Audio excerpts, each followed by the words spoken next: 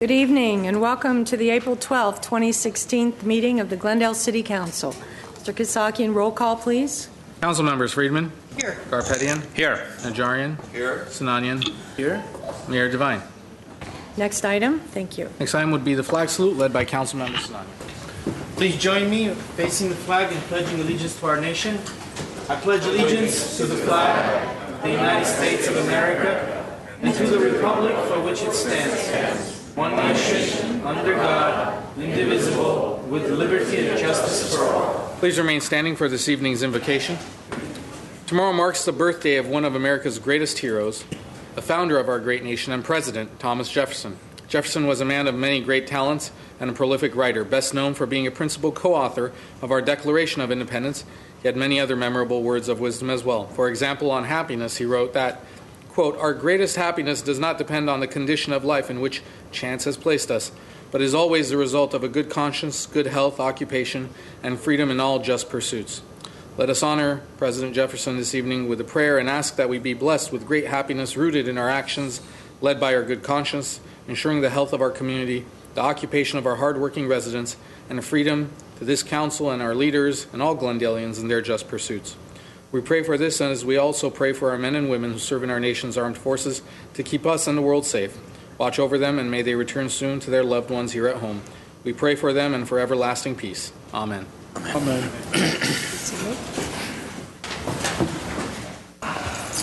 Thank you. Next item. Next item is the report, and I will state that the agenda for the April 12, 2016 regular meeting of the Glendale City Council was posted on Thursday, April 7, 2016 on the bulletin board outside City Hall. Madam Mayor. Thank you. Before we get started, I wanted to ask Mr. Kasakian to explain to you the new protocol for the 3-minute oral communications with the orange cards in the back, but I understand that they're already gone. So, but nonetheless, Mr. Kasakian, would you run through that, Certainly. please? It'll be my pleasure. Madam Mayor and Council, as you stated last week after your colleagues selected you to serve as mayor, that you would change certain things about the order of public comments. Currently, or previously, community event announcements were listed as item number 6 on the agenda, and this was reserved for announcements about community events, limiting speakers to only 3 minutes, and this was for specific events that are taking place. That will still remain in place, but whereas at the end of the meeting was when we had the 5-minute portion for people to be able to speak on any item that was not on the agenda, you have requested that we provide a time limit of 15 minutes at the front portion of the meeting, along with the community event announcements for individuals who wish to limit themselves to 3 minutes. So there will be 5 cards placed at the rear of the chambers where all the other communication cards, speaker cards are placed. The cards for the 3-minute portion will be orange, and they will be on a first-come, first-served basis. In fact, we have some cards already submitted, but there seems as though there are some still out there. So those who have them, please submit them now, and you will be asked to speak right after the community event announcements portion, and there will be a 15-minute limit on that portion. But people will still be able to speak at the conclusion of the meeting for 5 minutes after the conclusion of all city business. However, if you do speak at the 3-minute portion, you will not be able to speak again at the 5-minute portion. I hope I hit on all the I hope major everyone points. understood that. Okay. If not, And if not, you have a whistle, a red card, a yellow card, and Well- whatever else we need. We'll see how it works out. Sure. Thank you. Thank you very much. Next item, please. Next item on this agenda is a presentation on appointments, and at 3A is agenda preview for the meetings of Tuesday, April 19, 2016. Ms. Spears? Madam Mayor, members of the City Council, for April 19th, we have our Housing Authority meeting in the afternoon to commence at 3 p.m., and we will have one item, and that'll be regarding a discussion on the tenant selection process for the ACE 121 property, or also known as the Glendale Arts Colony. We initially had a work boot scheduled for next Tuesday, but that has been postponed to a later date. All other meetings have been canceled for the 19th. Thank you very much. I'd like to take this opportunity to nominate for the Mosquito and Vector Board Mr. Jerry Walton. I'd like to put his name into nomination, please. And next item. Thank you. Next item at 3B is a proclamation for National Library Week and presentation of the winners of the bookmark contest. Okay, and who's coming up for that? Thank you. Come on. Hi. Hello. My name is Megan Day. I'm a children's librarian at the Glendale Library Arts and Culture. I'm sorry, Ken. My name is Megan Day. I'm a children's librarian. Thank you, at the Megan. Glendale Library Arts and Culture. Okay. Did you have a... I did. I wasn't sure if... Go ahead. And would you like for me? I'll read the commendation now. Sure. Okay.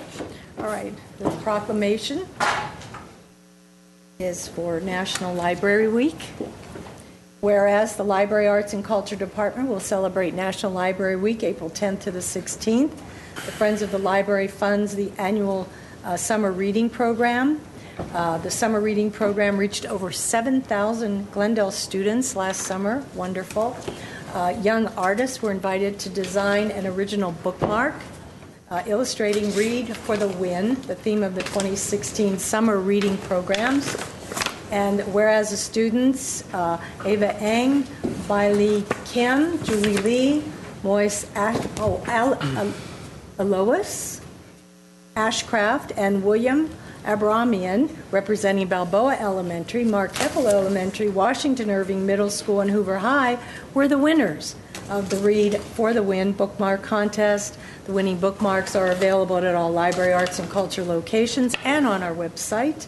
And therefore, I, Paula Devine, proclaim April 10th through the 16th, 2016, as National Library Week. Thank you. Sent that to her, to Megan. At this time, I would like to invite my winners of the bookmark Please. contest forward to join me. Oh, thank you.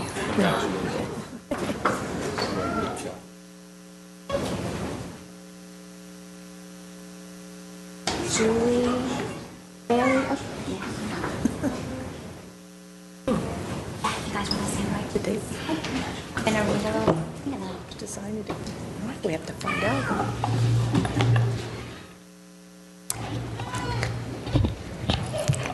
Good evening, Mayor Devine, City Council members, and staff.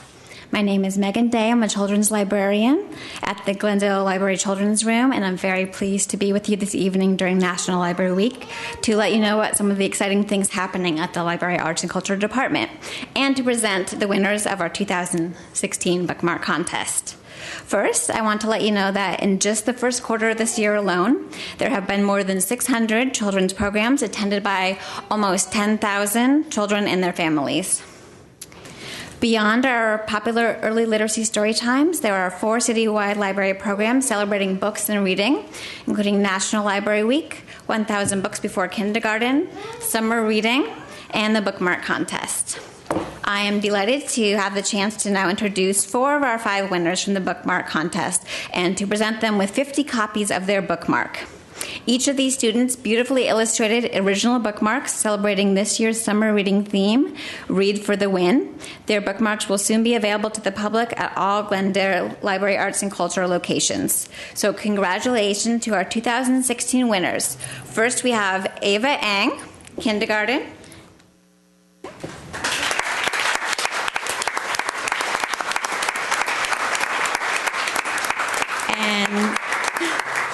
Second, we have Bailey Kim, second grade.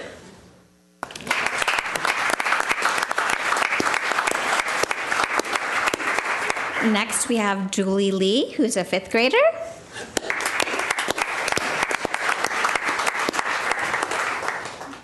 And we have Aloe Ashcraft, who's in seventh grade.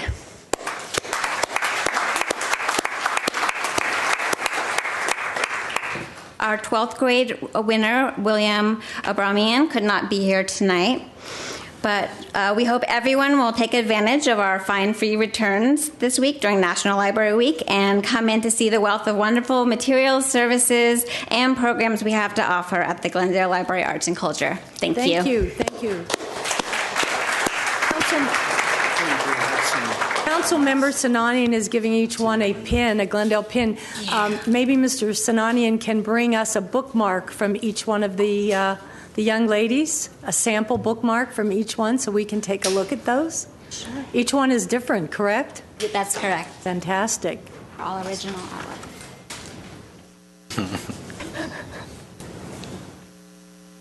Wonderful. I know. So we are honored to be the first recipients of those. Thank you very much for the program, for all that you do, and I'm sure the kids love it. Thank you. Thank you.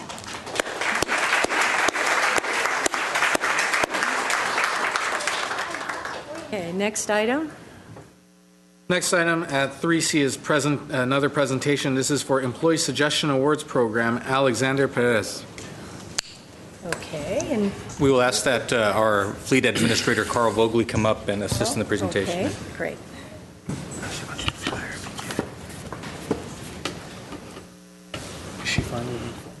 Good evening, Madam Mayor, City Council members, and staff. I'm Carl Vogley. I'm the fleet manager for Public Works and for the city. It's my distinct pleasure to work with Alex Perez, who is a equipment mechanic at our fire garage. Alex has demonstrated with his suggestion thinking out of the box. We have faced over the years a challenge in repairing a device on our fire apparatus that's called a fire commander, and I won't go into the details of what it does and how it works, except it is critical to the operation of the apparatus.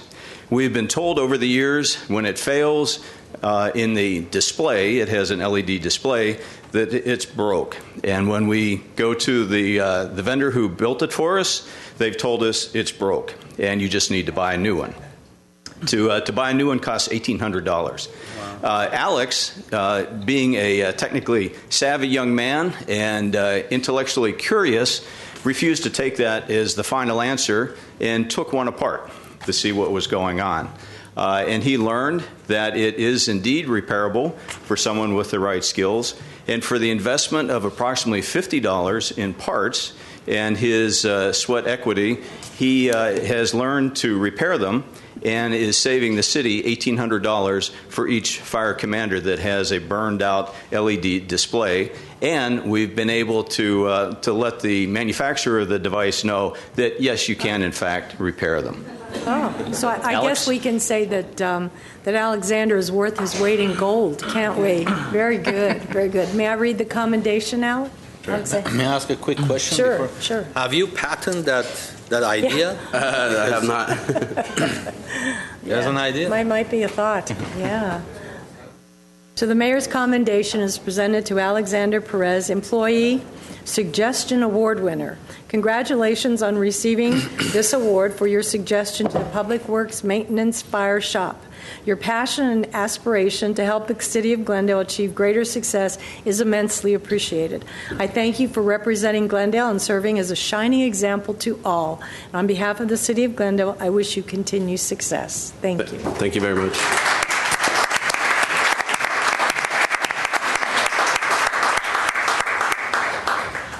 Would you like to say a few words or not? It's up to you. Okay.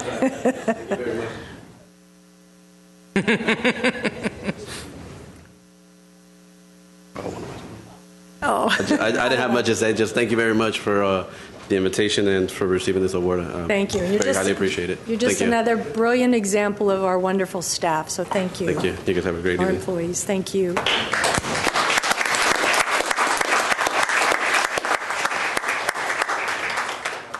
Next item, Next item is a proclamation for the Week of Remembrance. Week of Remembrance. And Arlette, is it, Dan? I believe members of the committee are going to come forward here. Okay. Yes.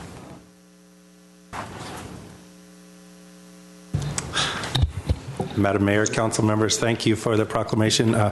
I'm Dan Bell, Community Relations Coordinator for the city, and I'll turn it over to the other committee members who do so well in volunteering their time and putting on the great event every year, along with our council member co-chair, Ara Najarian and Zari Sananian. Thank you both for that. Well, I would like to say hello and good evening to all of you, and thank you for providing this kind of opportunities for our community to show our diversity and to bring a moral compass for whatever happens in the world at this time. The Week of Remembrance starts from the 18th. There's going to be Glendale High School's event at the Glendale High School auditorium. On the 19th, we are going to have Man's Inhumanity to Man event, which is going to be at Brand Library.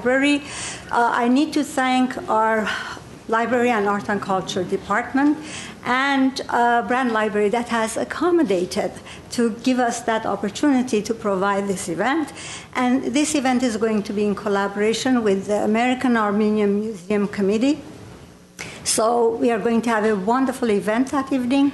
We are going to have great panelists who are going to present, and then there's going to be a question and answer at the end, so it's very interactive. We are going to have a survivor. We are going to have a special psychologist who is going to be there, and the topic is going to be lifting oppression, and the topic is going to be the global issue of the refugee crisis and how it's handled by humanitarian assistance throughout the world. So we would like to invite all of you to that event, and the audience and people who are watching us via TV. And on the 23rd, the program continues. We are going to have a candlelight vigil at the plaza. And on the 24th is going to be the big walk. This is a wonderful week for us to not only think about ourselves, but to think about the world and what goes on in the world, because we are as much involved and we should be as conscious and conscientious of what happens in the world. And thank you for providing this opportunity, City of Glendale staff and all, for us to make this kind of events in our city and prove our diversity to the world. Thank you. Thank you. Mayor Devine, honorable council members, Arlette said so much that she didn't leave anything for us, but I'm excited with the MIM event at the Brand Library on Thursday, the 21st, and I guess we were there, and it looked great, and all of us were excited that we have such program, coordinated with the Brand Library staff, and as she said, with the Armenian American Museum Committee. I stand here. It's the 15th anniversary of the Week of Remembrance, and as a founding member, I feel proud that every year we come here to get the proclamation for the 15th year in a row. Thank you very much.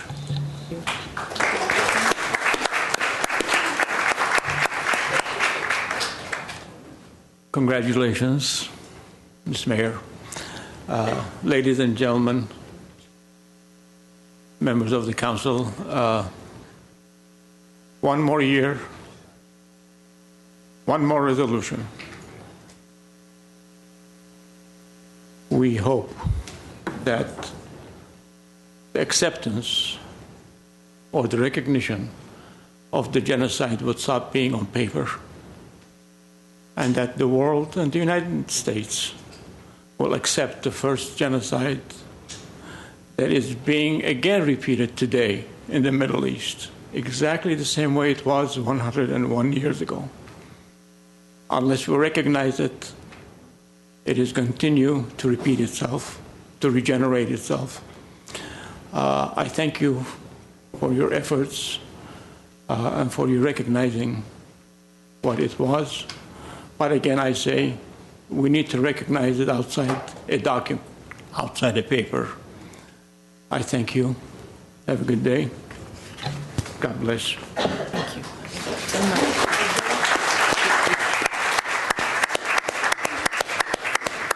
And very quickly for our folks at home or the folks that can see the TV camera here. Tickets are available as of today for the event on Friday, the 22nd of April at the Alex Theater. You can order them online. It's a rather easy few steps to go through at alextheater.org. 4 tickets per person. They're assigned otherwise. And we hope to see you there for a wonderful event. And I'll leave it to you, and thank you again for all your support. Thank you. Thank you. I need to add one more thing, and that is I need to really thank Mr. Dan Bell, because the committee members, we get together, we wish, we plan, we talk about whatever we want to happen. But the details and to actualize whatever is being planned by a large group of people and all the staff is done by Mr. Dan Bell. So thank you very much. May God bless you.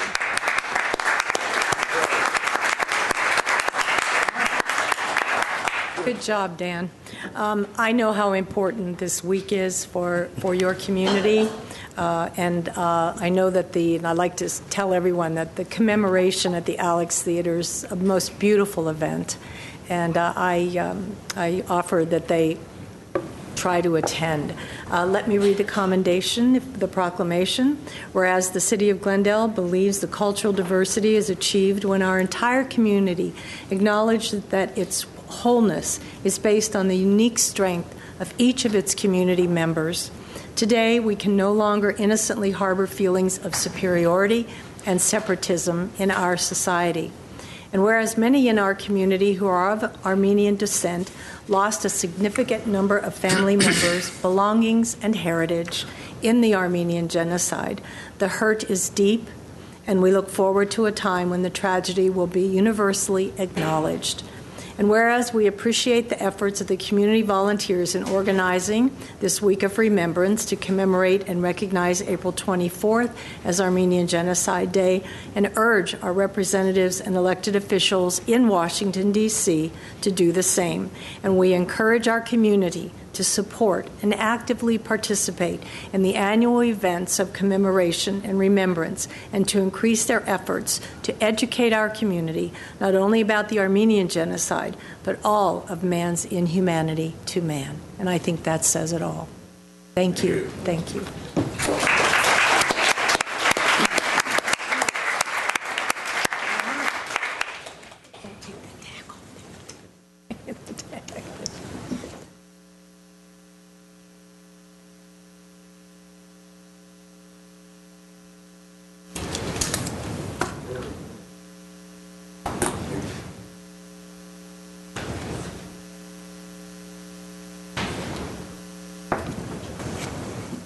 And while he's presenting this commendation, I just want to also thank the committee for all the work that you put forth in this week of remembrance. Thank you so much. Thank you.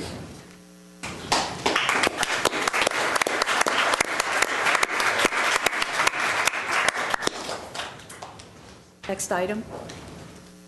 Next item on the agenda is a consent calendar, including at 3E is National Public Safety Telecommunications Week from April 10th through 16, 2016. And for this one?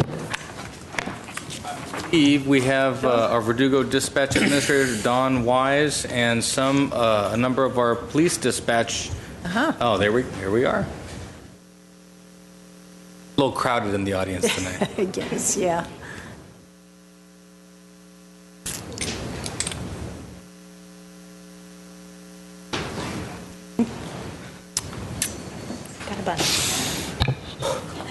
Good evening. My name is Cheryl Davis-Moore. I am the Communications and Technology Administrator at the Police Department. Just want to say thank you for taking the time to recognize the hardworking dispatchers of both the Verdugo Fire Department and the Police Department.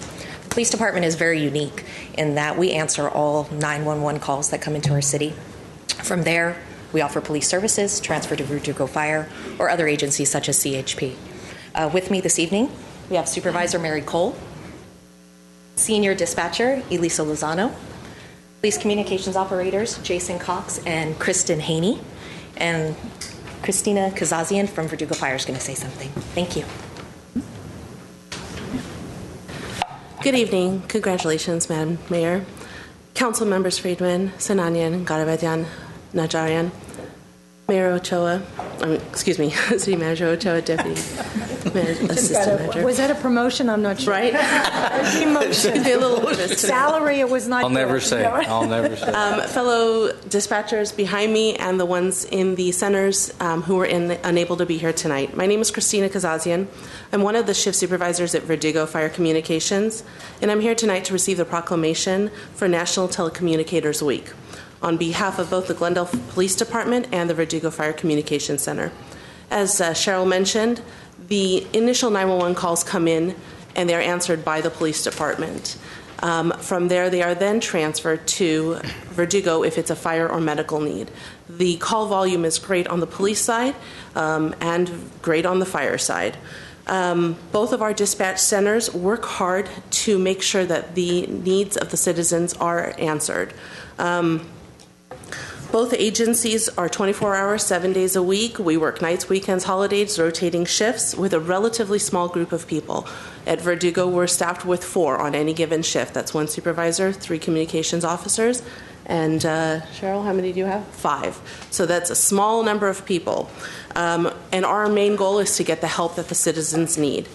In 2015, the Glendale Police Department received a total of 220,321 calls.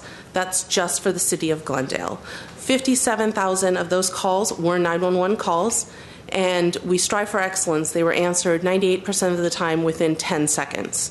For the Verdugo Fire Communication side, our center is a little unique. We're a regional dispatch center, and we dispatch for 13 agencies, including Glendale, Burbank, and Pasadena. We have Monterey Park, Monrovia, Montebello, South Pasadena, San Gabriel, San Marino, and Sierra Madre, and the Burbank Airport. For our center, we received 131,753 calls in 2015. 55,000 of those were 911 calls, generating 85,542 incidents. Again, we as well strive for excellence. 98% of those calls were answered within less than 10 seconds. We all take pride in what we do, in helping the people who need help get the help they need. After all, their contact with us, most people don't think of the 911 dispatchers because their contact with us is minimal. It's 1 or 2 minutes at the most of their time during an emergency situation, and we hope that we never hear from them again. That's the goal. But we answer the phone, we get them the help, we give them the customer service. Sometimes we're the last voice that they hear on the phone, unfortunately. And other times we are there when a child is born. The police department is there when there's a issue for neighborhood issue between tenants, friends, anybody, and they also do the citations and a lot more. So we are very excited about being here today, and we thank you for recognizing our efforts during National Telecommunications Week. Thank you. I did forget to introduce, we have our administrator, Don Wise, and one of our shift supervisors, Melissa Leary, with me tonight, too. Very good. I know that your job is stressful, difficult, and quite unique, and I don't envy you, but I'm very proud of what you do. The proclamation reads, whereas across the nation in time of intense personal crisis and community-wide disasters, the first access point for those seeking all types of emergency assistance and Homeland Security information is the 911 Center. The Glendale Police and the Verdugo Fire Communications Centers that receive these calls have emerged as the first and single point of contact for persons seeking immediate emergency assistance and are expected to multitask under emergency conditions with compassion, with accuracy, and professionalism throughout the year. And it sounds like, well, it is 24/7 and 7 days a week. So this week, whereas we celebrate annually that we honor the thousands of men and women who respond to emergency calls, dispatch emergency professionals and equipment, and render life-saving assistance to the citizens, residents, and visitors to the city of Glendale. And so this proclamation is for the National Public Safety Telecommunications Week. Thank you so much for all you do. Laura?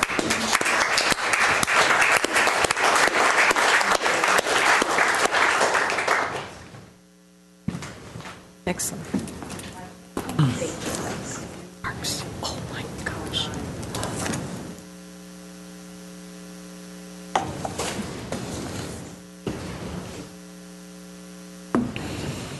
to you. Well done. Very good. Okay. Mr. Kisaki, next item.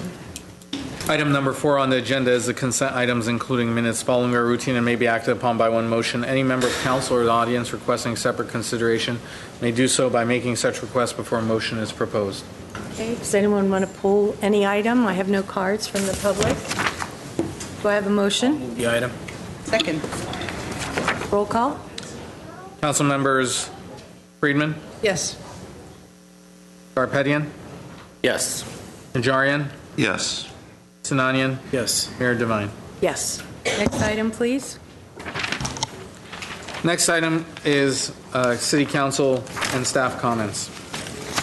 Okay, Ms. Friedman, anything? Okay, Sinanian? Mr. Garpetian? Yes, thank you, Madam Mayor. First, I'd like to ask, what are my commission vacancies that I have to fill? Do we know? As I sit here, sir, I can't recall. Okay, I'm that's sorry, fine. well, If- the question was? The commission vacancy, actually, I believe Councilmember Garpetian does have one appointment left to make, and that is on the Commission on Status of Women, if I'm not mistaken. Commission on Status. Okay, thank you. Also, I'd like to mention that we attended Gracias Music Foundation event last Saturday, and I didn't know them, but boy, oh boy, they can perform. It was a great event. It was very impressive. And what I really liked about the event was the Civic Auditorium. It shined. It was transformed differently. 1,200 seats in Civic Auditorium. So this is a venue that I think it could be used in a different way and bring classier events and something that we need. So with that, Madam Mayor, on the interest of time, I'm just going to cut short and stop right here. Thank you. Thank you. Councilmember, staff, and Ms. Friedman. Just a quick question, and if you don't have the answer now, that's fine. But several months ago, I had asked for you to bring back an ordinance to require new developments to retain stormwater on site and to put stormwater back in the ground. Basically, a net zero development ordinance. And I'm wondering when that's coming back to us. Separate and apart from the LID ordinance? Yeah, because it was more extensive than that. Right. There is. The LID was only for that part of it. It wasn't triggered until development was 5 acres or something, which is not going to happen in the city. I'd have to go back and look at my list of council follow-up. Okay, so just let me know. Thank you. And while we're on sort of that issue, also had requested a report on what our city can do to provide our residents with drums to collect rainwater. I mean, I hope the rainy season is not over, but okay. So I'm trying to. I asked for this item specifically, and I haven't heard back. GWP will be bringing that back, but Mr. Zern is not here, so I couldn't tell you. But both of those items are on the list. They will come back. All right. Thank you. We do offer, I think it's $150 rebate for rain barrels.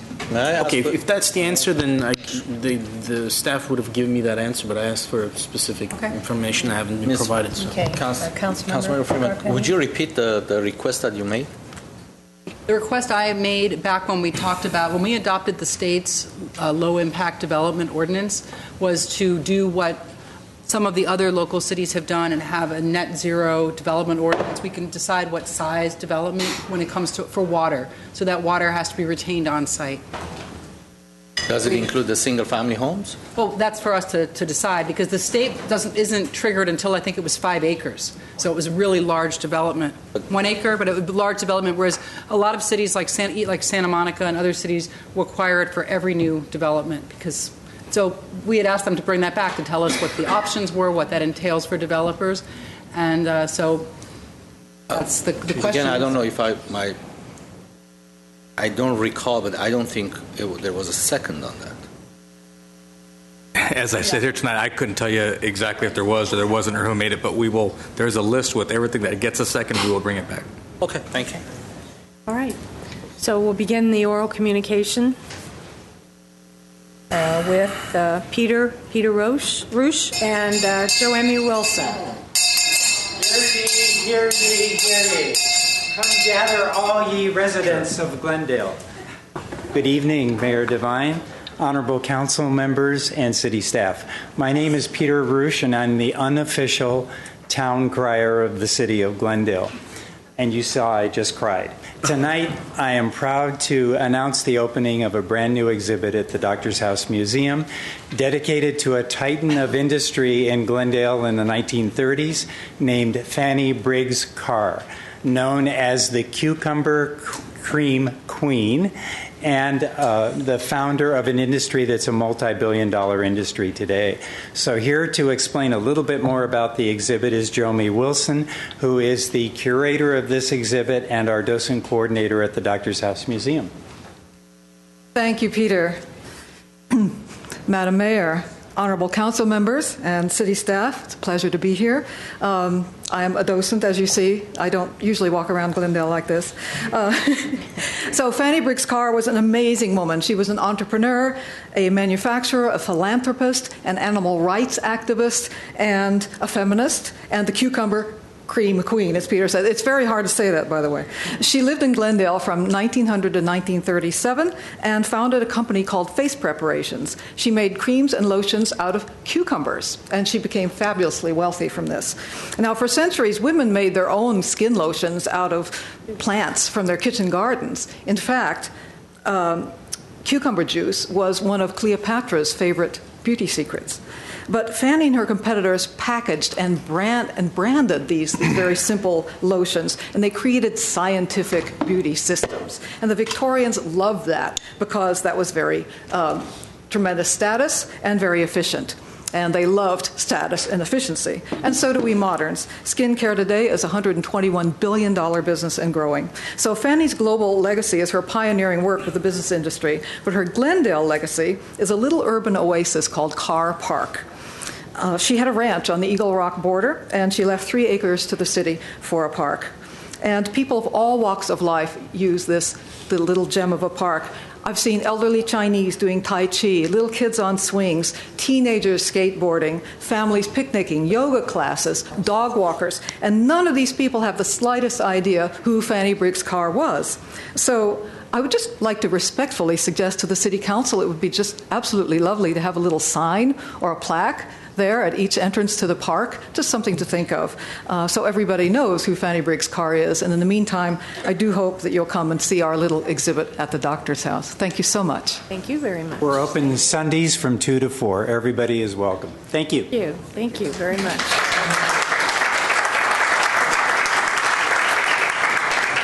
Diana Engelston, and then Tony Beck Espinoza. Diana?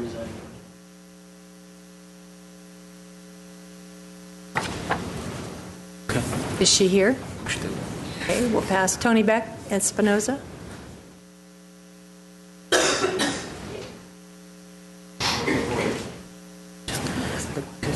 And Susan Hunt. Good evening, Mayor and City Council members and staff. Nice to see you all. I'm here as president of the Glendale Educational Foundation today, and I'm here with Susan Hunt, the executive director. Many of you are already aware of what Glendale Educational Foundation does, and we host a couple of significant events in the city, the State of the Schools.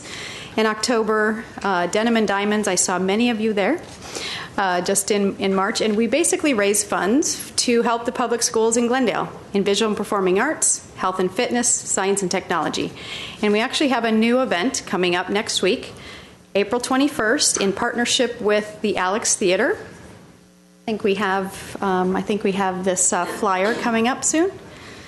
Not sure. It's called The Future of Education, and it's up. It's up. Okay. The flyer. Oh, it's up. And we're hosting a Sundance film called Most Likely to Succeed, and we think that this is a really important film for educators, for the community, for parents and students to see. It really does help focus on how our education system might be changing or need to change in light of what jobs and innovation is needing from the student population. So the date is April 21st, starting at 6:30. We will also have a panel discussion afterwards with some very compelling questions on what that means for the future of education. And VIP tickets, we're hosting a pre-reception from 5:30 to 6:30. Those tickets are $50, and Susan Hunt can help you with that.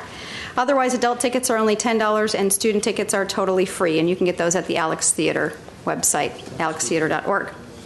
So we thank you for the opportunity to share what GEF is doing. Thank you. All Good right. job. Hope to see you there. Do a great job. Thank you, Tony. Thanks. Oscar Rodriguez. Followed by Tigrana Zakarian.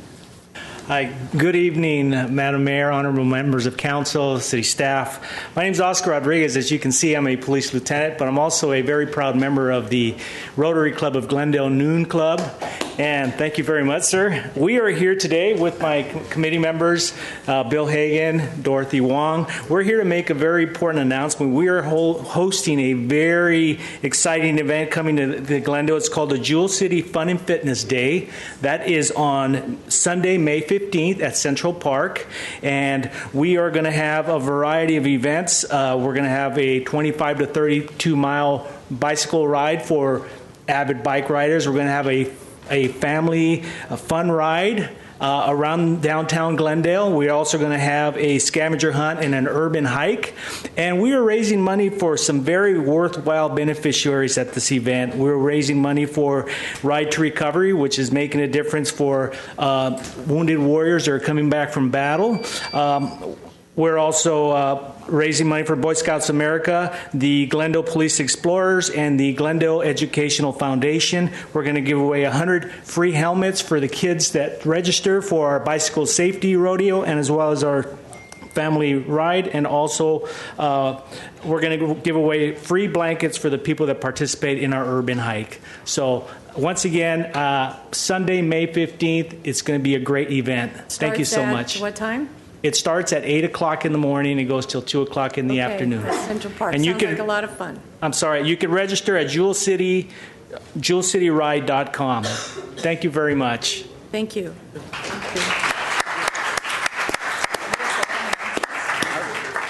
Tigrana Zakarian and Sonia Arkelian.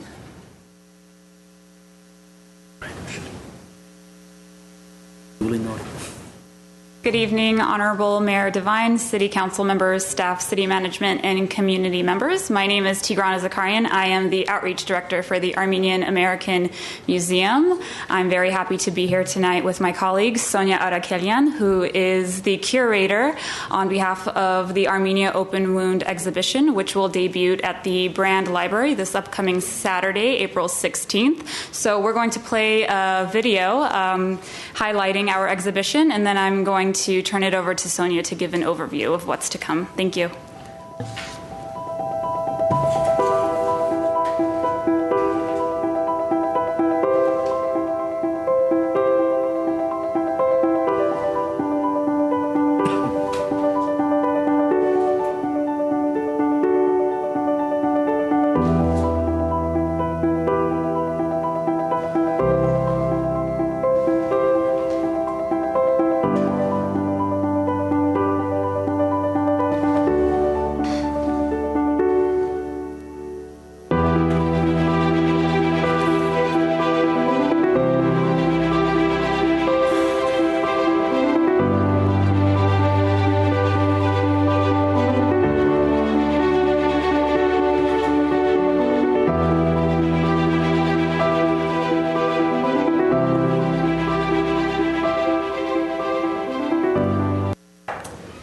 Thank you very much. The exhibition, Armenia Open Wound, it's curated by the Museum of Memory and Tolerance in Mexico City. And on behalf of the Armenian American Museum, I would truly like to thank the City of Glendale for your partnership. The staff at the Brand Library has been absolutely tremendous to work with. And this has been a collective effort on behalf of the Armenian American Museum, the Brand Library, the City of Glendale, and the Museo Memoria y Tolerancia. So I would like to turn it over to Sonia to say a few words. Good evening, Mayor Devine, council members. It is an honor for me, I've come from Mexico City, to bring this exhibit to Glendale. I thank you very much for this opportunity. The Museo Memoria y Tolerancia is very proud to do this in joint with the City of Glendale, with the Brand Library, and with the Armenian American Museum. We hope it will be as successful as it was in Mexico. We received 70,000 visitors in 4 months that we presented the exhibition. So we hope that everybody in the United States, in Glendale, California, will be able to enjoy this great exhibition. Thank you very much. Thank you very much. Thank you.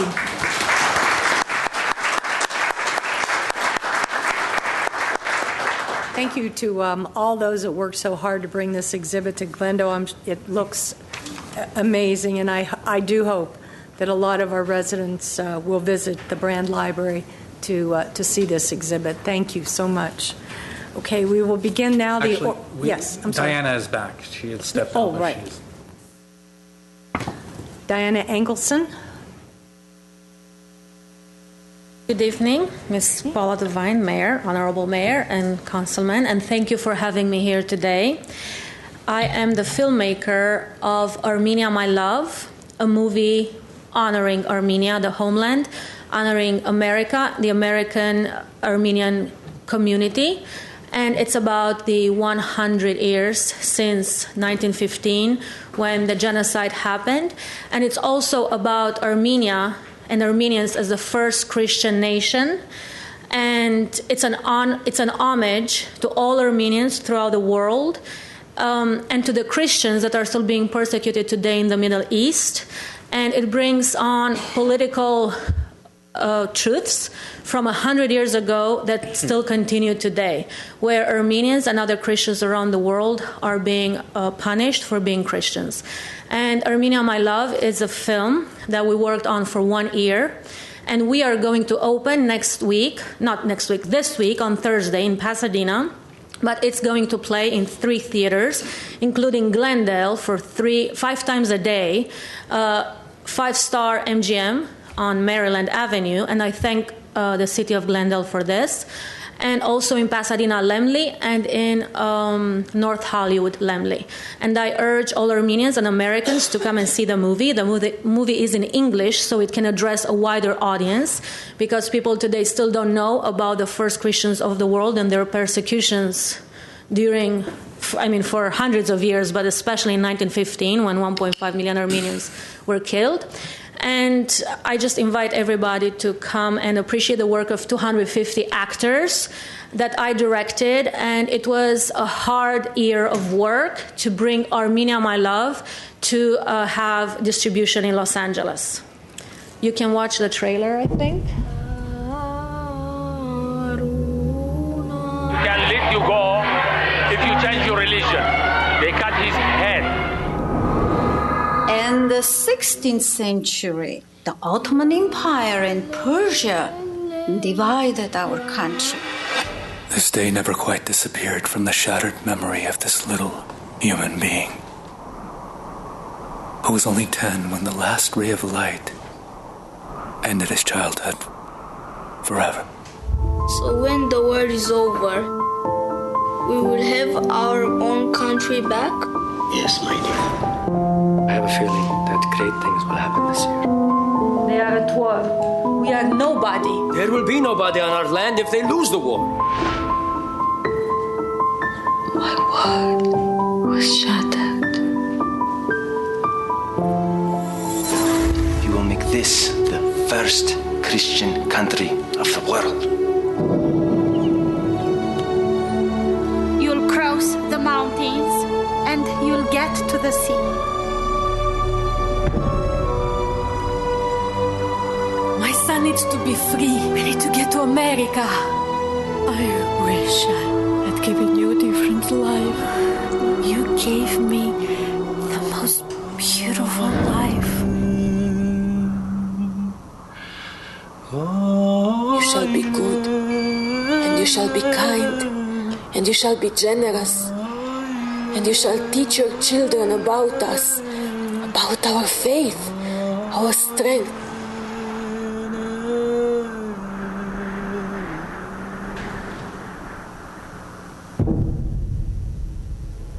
And I promise never to let your world be shattered again. I love you. And I love you.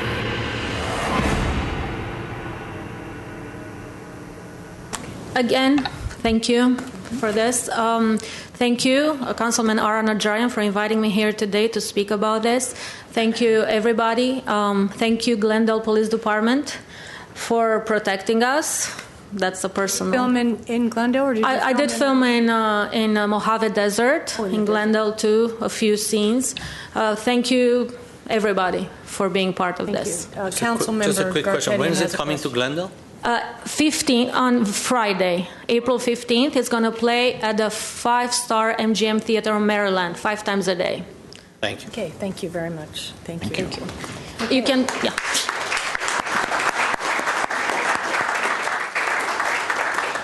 This is a 3-minute portion of oral communication, public comments. So my first speaker will be Arsene Arakel and then Peter Rusch. Arsene? Good afternoon, distinguished mayor, council members. My name is Arsene Arakel. I'm an Armenian American from Glendale. Glendale is a strong city. We are strong because we're so diverse. We're strong because of how unified we are. We're strong because of our beliefs. Today I'm here because I stand with the Korean Americans that are representing the interests of the grandmothers from the Comfort Women issue. This isn't a broadly broadcasted issue. It is near and dear to our hearts because today, as we stand here today and hear all of these preparations to prepare for awareness and address the open wounds of the Armenians that were victimized by the Ottoman Turks, the 200,000 plus Korean women and others were victimized by the Japanese government during World War II. They were taken as sex slaves. They were held against their will. The Japanese government till this day denies it. Recently, there was an announcement, not so much as an agreement, but an announcement. That announcement did not specify that they are taking accountability for the underlying act. It specifically is arbitrary and allows the Japanese government to continue to deny and go to the United Nations and shift the burden and blame to the Koreans and state that they were prostitutes. The announcement keeps the wounds open, it pours salt on their wounds, and it is a slap in their face. The Korean grandmothers were not so much as a party to this announcement, nor were their representatives a party. None of their demands were met. It is sad, but I stand here today asking that the wonderful city of Glendale, that has been so supportive of the grandmothers in their interests and representing their demands, stand with the grandmothers, irrespective of what the politics that has surrounded the issue. The underlying merits to this announcement need further review prior to any commendations or any rewards against the perpetrators. I ask that you be mindful that any act that is taken by the council members will be reflected upon, because now we are on the map. Glendale's on the map because it was at the forefront in putting a statute in the Western Hemisphere to commemorate this issue in Glendale. That it was a huge step. Now, any commendation would be against it and be a case precedent. Thank you.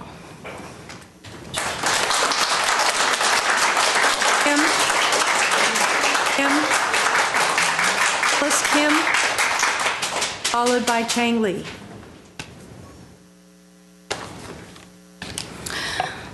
Hello, thank you for the opportunity to speak with you today. My name is Phyllis Kim, and I am one of the activists from KAFC who have been working closely, actually, with the City of Glendale since 2012 to bring the issue of the comfort woman to the attention of the City of Glendale, which took it to the heart. And has been a very strong supporter of the victims since then. Since we started working with City of Glendale, we were met, and the city of Glendale were met with a staunch opposition from the history deniers and the very narrow nationalistic views coming from Japan. We didn't bring this issue because we wanted a national interest or nationalistic interest to be put on the city of Glendale, because it was a universal human rights issue and because it was important for all women. That's why we brought it here, and that's why you took it to the heart. I still remember the day, the special hearing in 2013, where more than 100 history deniers filled this chamber right here and claimed one after another that the grandmas were prostitutes and they were volunteers to become sex slaves. On that day, the number, we were outnumbered, and I was really concerned, but I still vividly remember that the strong comments coming from coming from the council members Laura Friedman, Jari Sinanian, Ara Najarian, and now retired Frank Quintero, that they will stand strong with the victims for the human rights of the victims. And I was so touched that day, and the whole Korean community, as well as the affected community from 10 other countries, were very appreciative of the actions Glendale took. Since then, Glendale was sued, and we stood with Glendale to, fight against a lawsuit. And since the agreement was announced, I want to ask, where does the lawsuit stand? Has it been withdrawn? Because Japanese government is supposedly admitted the accountability. No, it is still denying, and it is the agreement actually requires the removal of the comfort woman statue in Seoul. Exactly the same thing that is standing in here, Glendale, that it is the spit in the face of the victims, and we urge you to stand with the victims, not the perpetrators who are still denying the truth and who are trying to cover up the history. Thank you so much. Thank you, Fanny.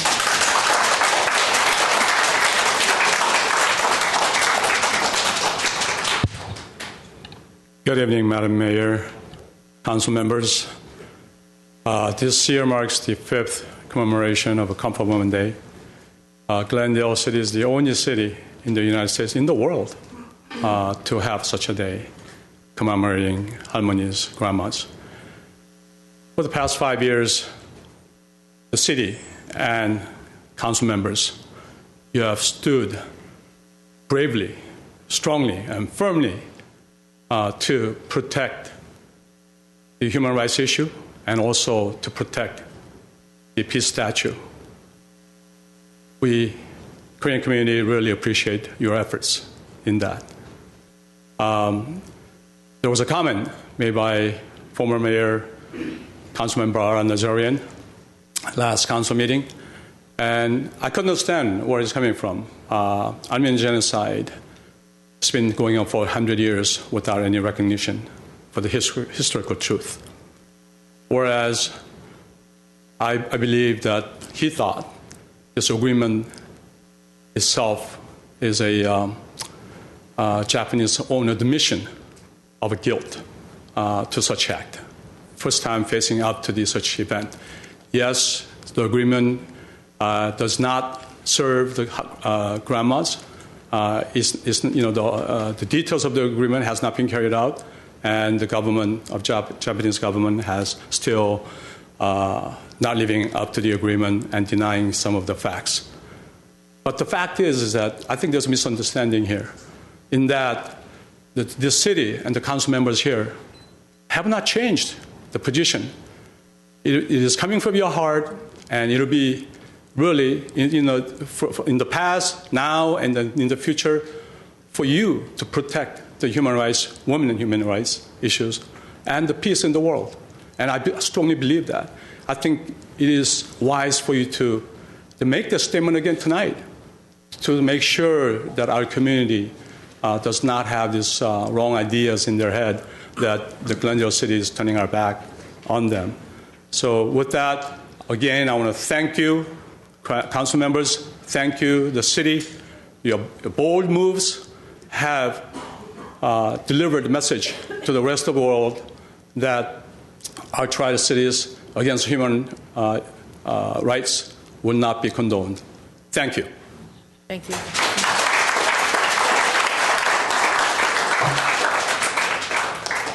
Any comments? Are we commenting after? Yes, you can. Yeah, yes. Are there more comments in this vein, or well, are we going to hear them after the meeting? That's the end. That's all of them. And if you'd like to comment, you may. Well, no, I'd like to start out because I think a lot of this is based on my comments last week. Just a little bit of history. It was through our Man's Inhumanity to Man commemoration about 6 years ago that we heard from one of the Halmonis, Grandma Lee, who came and told us about her suffering. And shortly thereafter, the entire Glendale City Council, those who were on the council or not even yet on the council, came together to commemorate and acknowledge the pain and the suffering that they endured. And that led, of course, to our Comfort Women statue. It led to a Comfort Women Day. And no other city in the Western Hemisphere has committed as much toward recognizing the comfort women than the city of Glendale. And I understand the pain of comfort women. You saw just a short clip of what the Armenian people have suffered. 1.5 million were massacred. My great-grandmother, rather than be raped by the Turkish soldiers, drowned herself in the Euphrates River to escape. So let it not for a moment be thought that I have no sympathy for the comfort women. But what I am recognizing are several years of hard diplomacy between the Republic of Korea, between the government of Japan. And I've met the president of Korea, President Park. And I was happy that the two sides were able to take steps towards recognition. And I know what it's like to have no recognition for an atrocity. The Armenian people have lived with it for 101 years, and even longer in some other genocides. So I wanted to acknowledge that the two sides had come together. Not that the issue in any way made full compensation to the grandmas. I didn't have a seat at that table, but the Republic of Korea did, and so did the government of Japan. And together they made statements which I read partly last week. And President Obama applauded the efforts. And Secretary of State John Kerry applauded those efforts. And National Security Advisor Susan Rice applauded those efforts. I don't think it's fair that there's any amount of protest or indignation leveled at the city of Glendale. We've been leaders, we've been strong. We don't represent the grandmas. Your government does. And they saw fit to come to terms. Maybe there are more agreements to be made. Maybe there are more actions to be filed. It's a continuing process. But I want everyone to realize that it's the city of Glendale is not turning its back on the comfort women, but we are acknowledging diplomacy and efforts at seeking a resolution to this. And that was the context and the thrust of my remarks last time. Thank you. Thank you. Councilmember Friedman. Well, I want to thank everyone for coming out, and I don't know if there'll be more speakers later, but I just want to say that I think that Mr. Najarian was, giving his thoughts. I haven't met with the president of Korea. I think it was an honor that someone from the Glendale Council was given that opportunity, so I'm glad to hear that.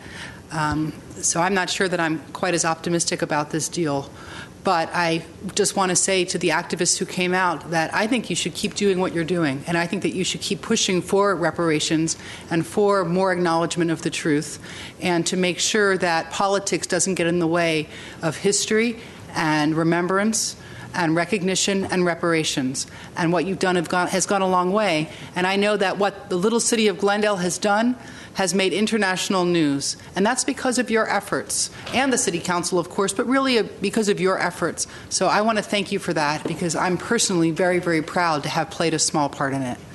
Thank you.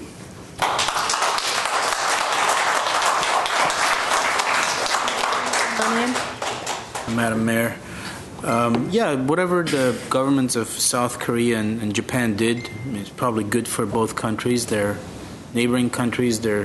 Despite their disagreements, from my visit to Korea, I understood that there's a lot of trade that takes place. There's a lot of cultural exchange. Tourism is flourishing between the two countries.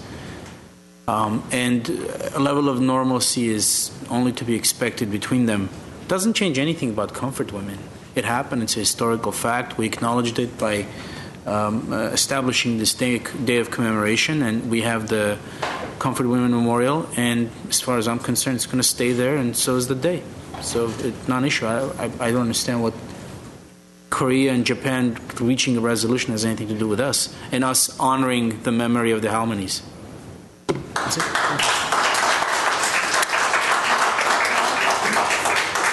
Yes. Also like to thank all of you for coming tonight. I was not on the council when my former council members and some of the current ones voted for this issue, the comfort women issue. I was in support of it then, and I'm in support of it today. And I'm proud to say that Glendale is a big advocate of human rights, as well as condemning crimes against humanity. And with our Armenian American Museum coming to the Central Park, to the same location, both cultures can be part of something larger, which is recognizing the crimes that happen against humanities and condemning them. And again, I think this council has been very vocal about their position, and our position stands.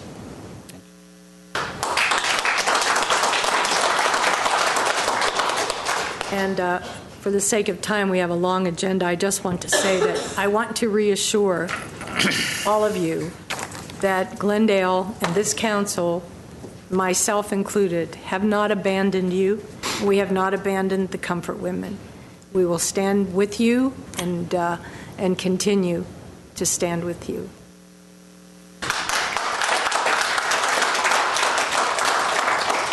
Thank you all for being here. Next item. Next item on the agenda, 8A under action items, the city attorney regarding proposals submitted in response to a request for proposals for insurance broker services related to the city's excess insurance coverage. A1 is a motion authorizing a professional services agreement with Keenan and Associates to provide insurance broker services for a period of 3 years with an option of adding 2 additional years.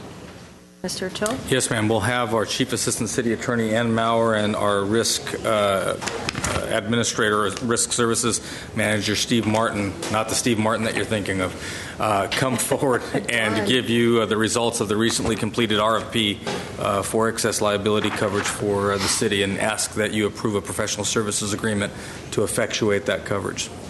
Steve and Ann? Council, City Manager, staff, my name is Steve Martin, Risk and Insurance Services Manager. As you can see from the council report, we've done an RFP process for our insurance broker, and we are self-insured generally to $2 million for property, casualty, excess workers' comp, or to workers' comp. We also purchase insurance beyond that at several different levels. In order to facilitate that purchase, we hire a broker to do that for us that goes out into the insurance agency on our behalf. So we've done the RFP. We had a selection process, interview process, and have chosen to recommend Keenan and Associates as our broker of record for at least the next 3 years, possibly 2 years following that. Questions?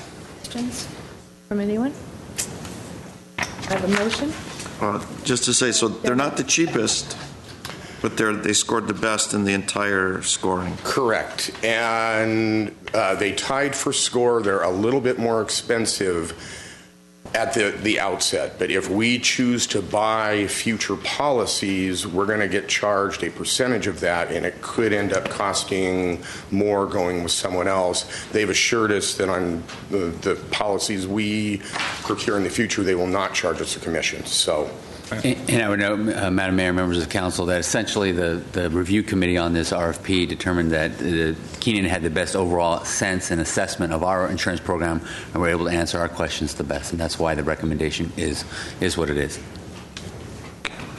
Okay. I'll move 8A1 if you're looking for a motion. Second. Roll call. Council members Friedman, Yes. Garpetian, Yes. Najarian, Yes. Sinanian, Yes. Mayor Devine. Yes. Next item. 8B is Director of Community Development regarding consideration of potentially extending Mills Act contracts to properties located in designated historic districts but not listed on the Glendale Register of Historic Resources. B1 is a motion directing staff with regard to potential expansion of the city's existing Mills Act program. Mr. Ochoa, report. Well, let me, by way of introduction, then we'll have the community development staff come up. This is something that the council has asked for and is in front of you, and it really represents a policy choice by council as to what degree we will facilitate preservation of private properties in already designated historic districts. At this point, we do, at the end of each year, review and bring to you Mills Act applications, which are intended, Mills Act contracts, rather, which are intended to provide a degree of savings in property tax, that which then those savings are dialed into the preservation of subject properties. The difference here is we were asking that, or recommending to you, that we not only include in this discussion those properties that are listed on the Glendale Historic Register, but also properties in those districts that are contributors, and even if the council were to select, non-contributors. But here to give you all of that information will be Jay Platt, our principal planner. Thank you.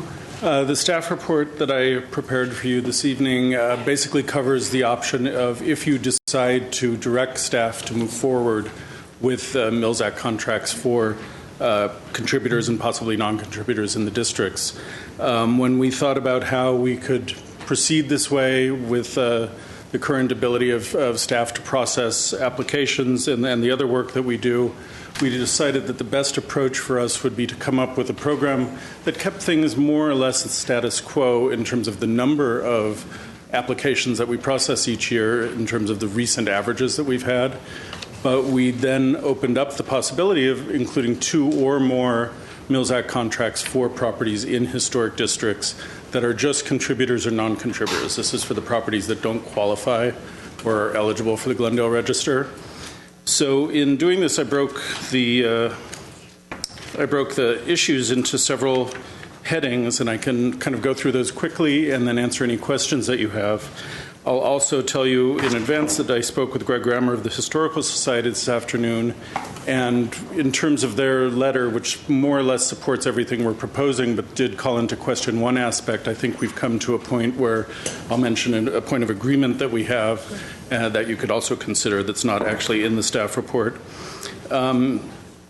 Focusing on the number of contracts, we thought that 6 would be an appropriate number that we could definitely process each year at staffing levels that we have. Of those, we felt it was important to make sure that the Glendale Register properties still had priority over the historic district properties. We didn't want to lose possible Glendale Register nominations and designations because those truly serve the community in a different way. They're properties that aren't otherwise protected. As you know, properties in the historic districts do have some level of protection through the district ordinance. That protection typically focuses just on the front portions of the properties that are visible from the street.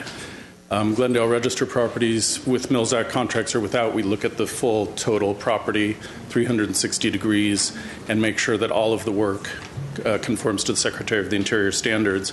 So we can look at the Glendale Register as our highest level of preservation. Contributors in historic districts have a somewhat less stringent level of review. So the first two items that I've highlighted in the staff report first talk about 6 contracts. 4 of those would be offered for Glendale Register properties. 2 of them each year would be offered for historic district properties. If in a given year we only had 2 or 3 Glendale Register nominations, we could go up to 3, 4, 5, or even 6 district applications. And the following one is where I talk about giving priority to Glendale Register properties, and that's where I use the language that we would have a maximum of 4 contracts per year. And this is where we reached a point of agreement with the Historical Society today. Rather than calling it a cap or a maximum, which are kind of final terms, we can look at it as we guarantee that we'll have 6 contracts per year. If staff time allows and we have other Glendale Register nominations to pursue over the rest of the year, we'd move those forward. There would be no reason not to if we can. But under what we're recommending tonight, it'll be a guarantee of 6 properties per year. Presuming that 6 properties get nominated each year. Exactly. Well, are you guaranteeing that would include, I'm sorry. That would include the 2 contributors. The two or more contributors. Yeah. It would be a balance. It would be up to 4 of those 6 would be Glendale Register properties, depending on the number of applications we get, and we'll talk about, we're also sequencing them through the year, so I'll mention that in a second. And just so we're clear, members of council, we're guaranteeing that they'll be processed, not that they'll be approved. Of course, yeah. We have, every year we have a few applications that either are denied by Historic Preservation Commission and then withdrawn by the owner. We have some that we process for some time, and then they ultimately are withdrawn for various reasons. So these numbers don't account for any of those situations. One of the other issues that I think is really important is, as I mentioned, the historic district contributors as they stand only get reviewed from the street.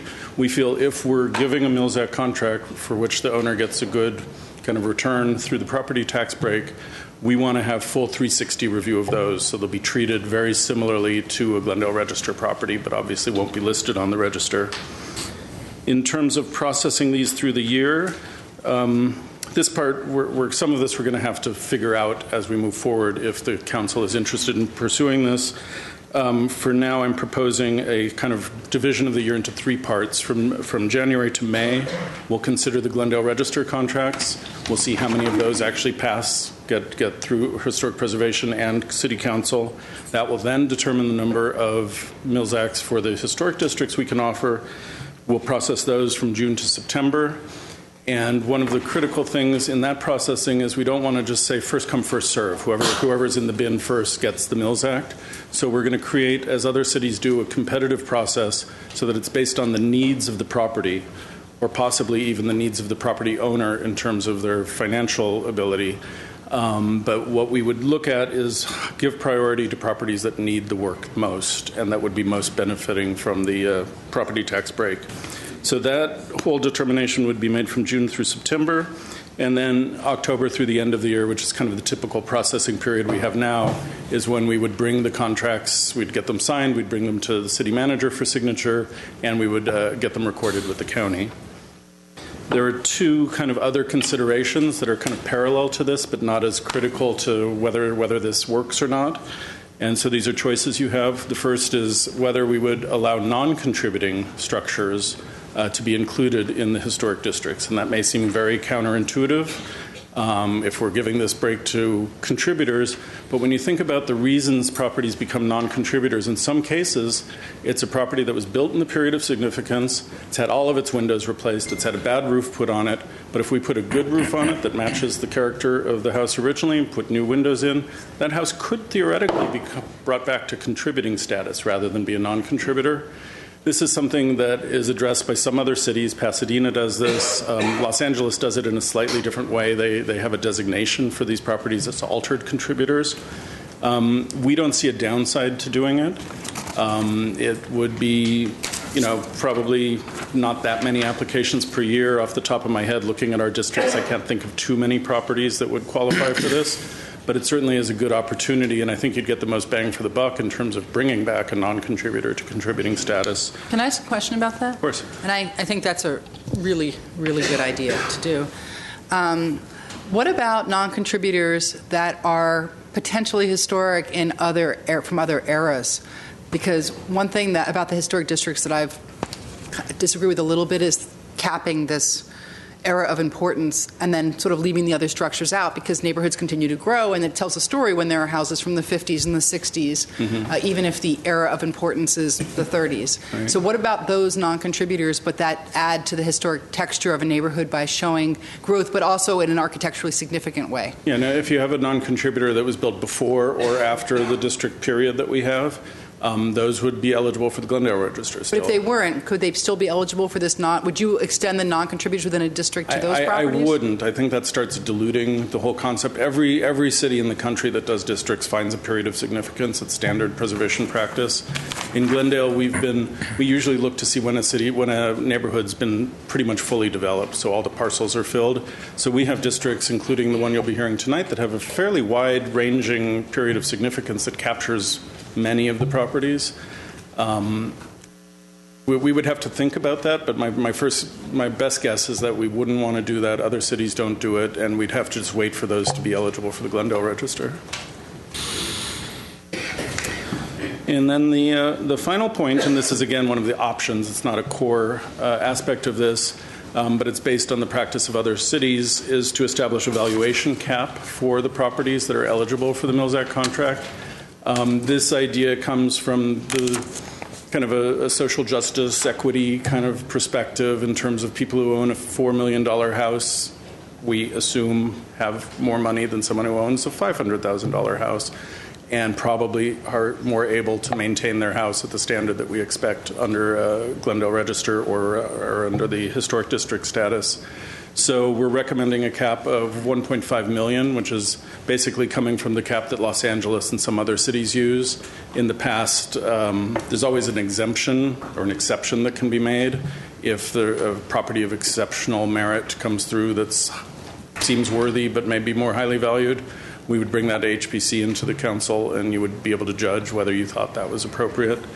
But for us, we think it's appropriate to include that. And again, there's really no downside to it, except that possibly some homeowners wouldn't be eligible unless they had exceptional merit. So that concludes the overview of this process. And do you have any questions? Thank you. Questions from council? Or I have one card. We can hear the card for the speaker first. What's your preference? You want to? Let's hear the. All right. Catherine Yurka.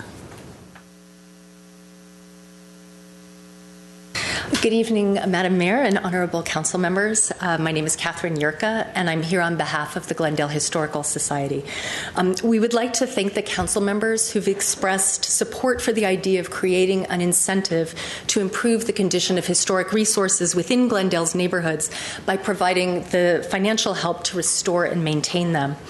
We believe that extending Mills Act contracts to historic district contributors and qualified non-contributors would not only help preserve identified historic resources, but also offer an incentive for the creation of new historic districts. Only one new historic district has been proposed within the last 5 years. You may have heard of it. It is creating them is very arduous, which makes them a labor of love, but also a luxury.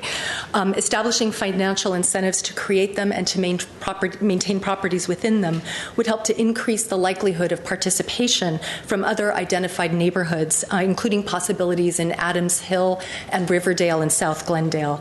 It would also help to improve property values in these neighborhoods and benefit the city of Glendale as a whole.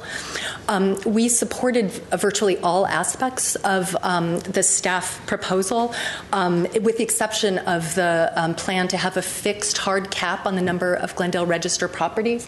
But we're glad to hear that there is some flexibility on that. So I will just remind Council that the cost and lost tax revenue for each Mills Act contract is approximately $1,000 a year. So it's a relatively trivial sum for the benefits that Glendale gets. We therefore ask that you support the staff recommendation to extend Mills Act contracts, but without the unnecessary hard cap on Glendale Register properties. Thank you for your time. Catherine. Now we'll open it up to council. Discuss.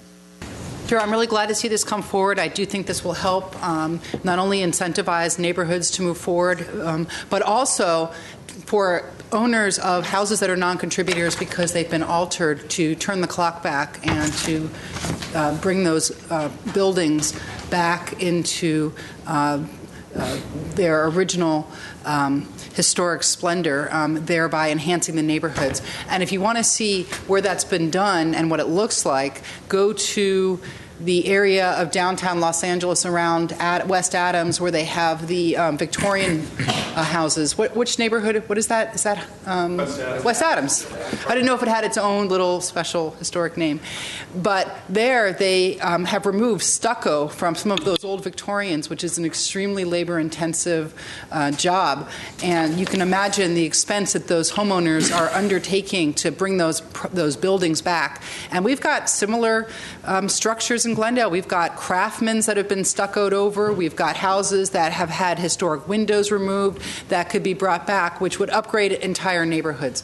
So the intent of the Mills Act really is to give homeowners a tax break so they can turn around and take that money and put it back into the upkeep of historic properties, which do require more upkeep, and at the same time disincentivize people from tearing down these buildings or trying to do additions that will maybe increase the property value because they're increasing square footage, but to the detriment of the historic fabric of a neighborhood. I agree with the Historic Society. I would rather us not have a hard cap and just let it be need dictated. And if somebody can come in and demonstrate why this is something that benefits the district, benefits the neighborhood, I think that we should be open to doing it. It still has to go through a review process. It still would have to go in front of the Historic Preservation Commission. It would still have to get past Jay and ultimately get past us. So at some point, I would love to make the motion to do it with the exception of removing the hard cap. Anyone else? Okay. Well, I have some questions. I don't understand this whole thing about approving non-contributors and when do they approve? When is the application made? If I promise you that I'm going to fix my roof and put it back to its original condition, and then I get approved, or do I do it first and then the approval? Or I would expect that it would usually be the first option, where you would get the Mills Act contract. There would be conditions written into the contract: remove the stucco from the wood siding, repair and replace siding as needed, replace the roof, whatever it is, would be conditions. HPC, along with City Council, would then verify a timeline that we would establish with the applicant, so that we would give them, depending on the scope of work, a year, 2 years, 3 years to get that done. When the contract's signed, there are incredibly severe financial penalties if you fail to fulfill the terms. The main penalty is 12.5% of the market value of the property. So that's a huge incentive to do the work that you've said you were going to do. I'm sorry, can you repeat that? The penalty is 12.5% of the market value of the house. That goes to the state, doesn't come to us, unfortunately. But no property that I know of in California has gotten to that point. I actually lived in an apartment building in Studio City that came closer than any other property. When the landlady found out how close she was to having to go to court and do that, she started fixing the building up, and so the system actually worked after several years. But okay, so currently the top priority as it stands are contributors within a historic district. Eligible, in terms of eligibility. I wouldn't prioritize it, because we might prioritize a non-contributor if we thought that was going to give us the best result. But currently, I'm saying. I think, Mr. Najarian, the priority would be those that are eligible for the register. Eligible. That would be the first. For the register, sorry. Yeah. Right. Then there's a decision, but what Mr. Platt is suggesting is you may want to have the non-contributors have priority that will then become contributors, so that you expand the number. What we'll do is, when we have the pool of applicants for contracts from districts, we're going to say we have 5 or 7. Staff is going to analyze those. We're going to look and see who needs the most work, where do we think we're going to get the best benefit. We're going to take that to HPC. They're going to run down the list, hear the stories from the people who are applying, and they will make the final cut of what the order would be. Simply put, I'm not in favor of going down to non-contributors.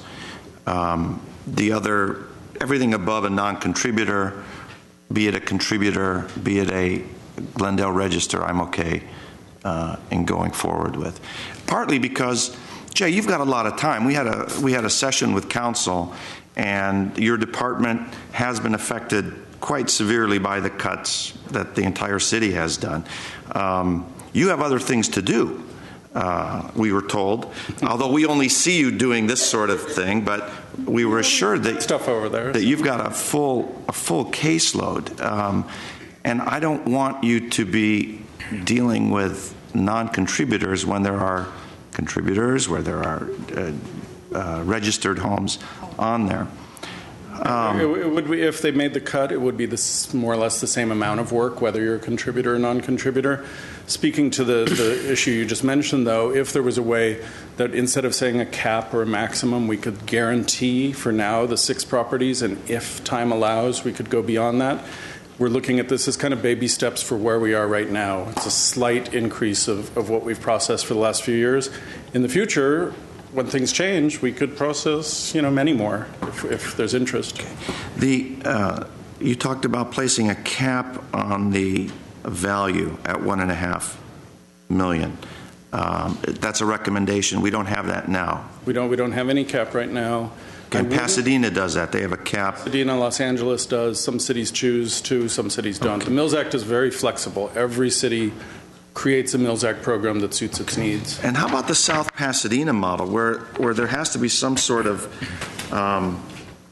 when you talk about equity, someone that has I don't know what the most expensive historical home is in the city that isn't Mills Acted yet, but someone who buys that home and has the wherewithal to make the corrections and the upkeep and the maintenance doesn't need the incentive of a tax break.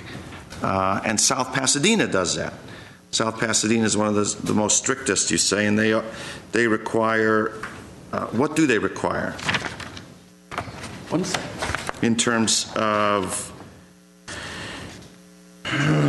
let's see, requires proof of a property's needs and or owner's economic hardship.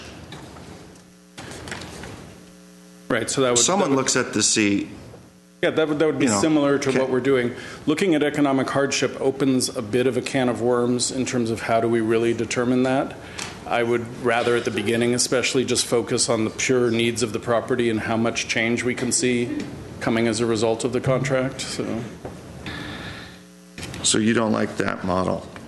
Well, it's not a bad model, but the first part of it is... But I just don't want to shove these through just for the sake of shoving them through. No. I mean, if we had a year where, say, we had 5 applications from districts and the only applications we got for houses that really didn't need a lot of work, and I felt that way and recommended to HPC, and then they looked at it and felt that way, we theoretically wouldn't, maybe guarantee is a wrong word to use in that case, because there could be a situation where we gave less contracts in a given year. Some of this we're going to have to work out as it goes along. We're going to have to see how much interest there is. We're going to have to see what kinds of properties are applying. There's going to be some public education that goes into this. We are recommending that we begin this program calendar year 2017, so that gives us time if you want to move forward with this to kind of gear up for it. I appreciate staff time, and that's kind of what I'm focused on. With a non-contributor, that has a whole list of, now it's 360, right? It's a 360 review, and they've got all sorts of things to do.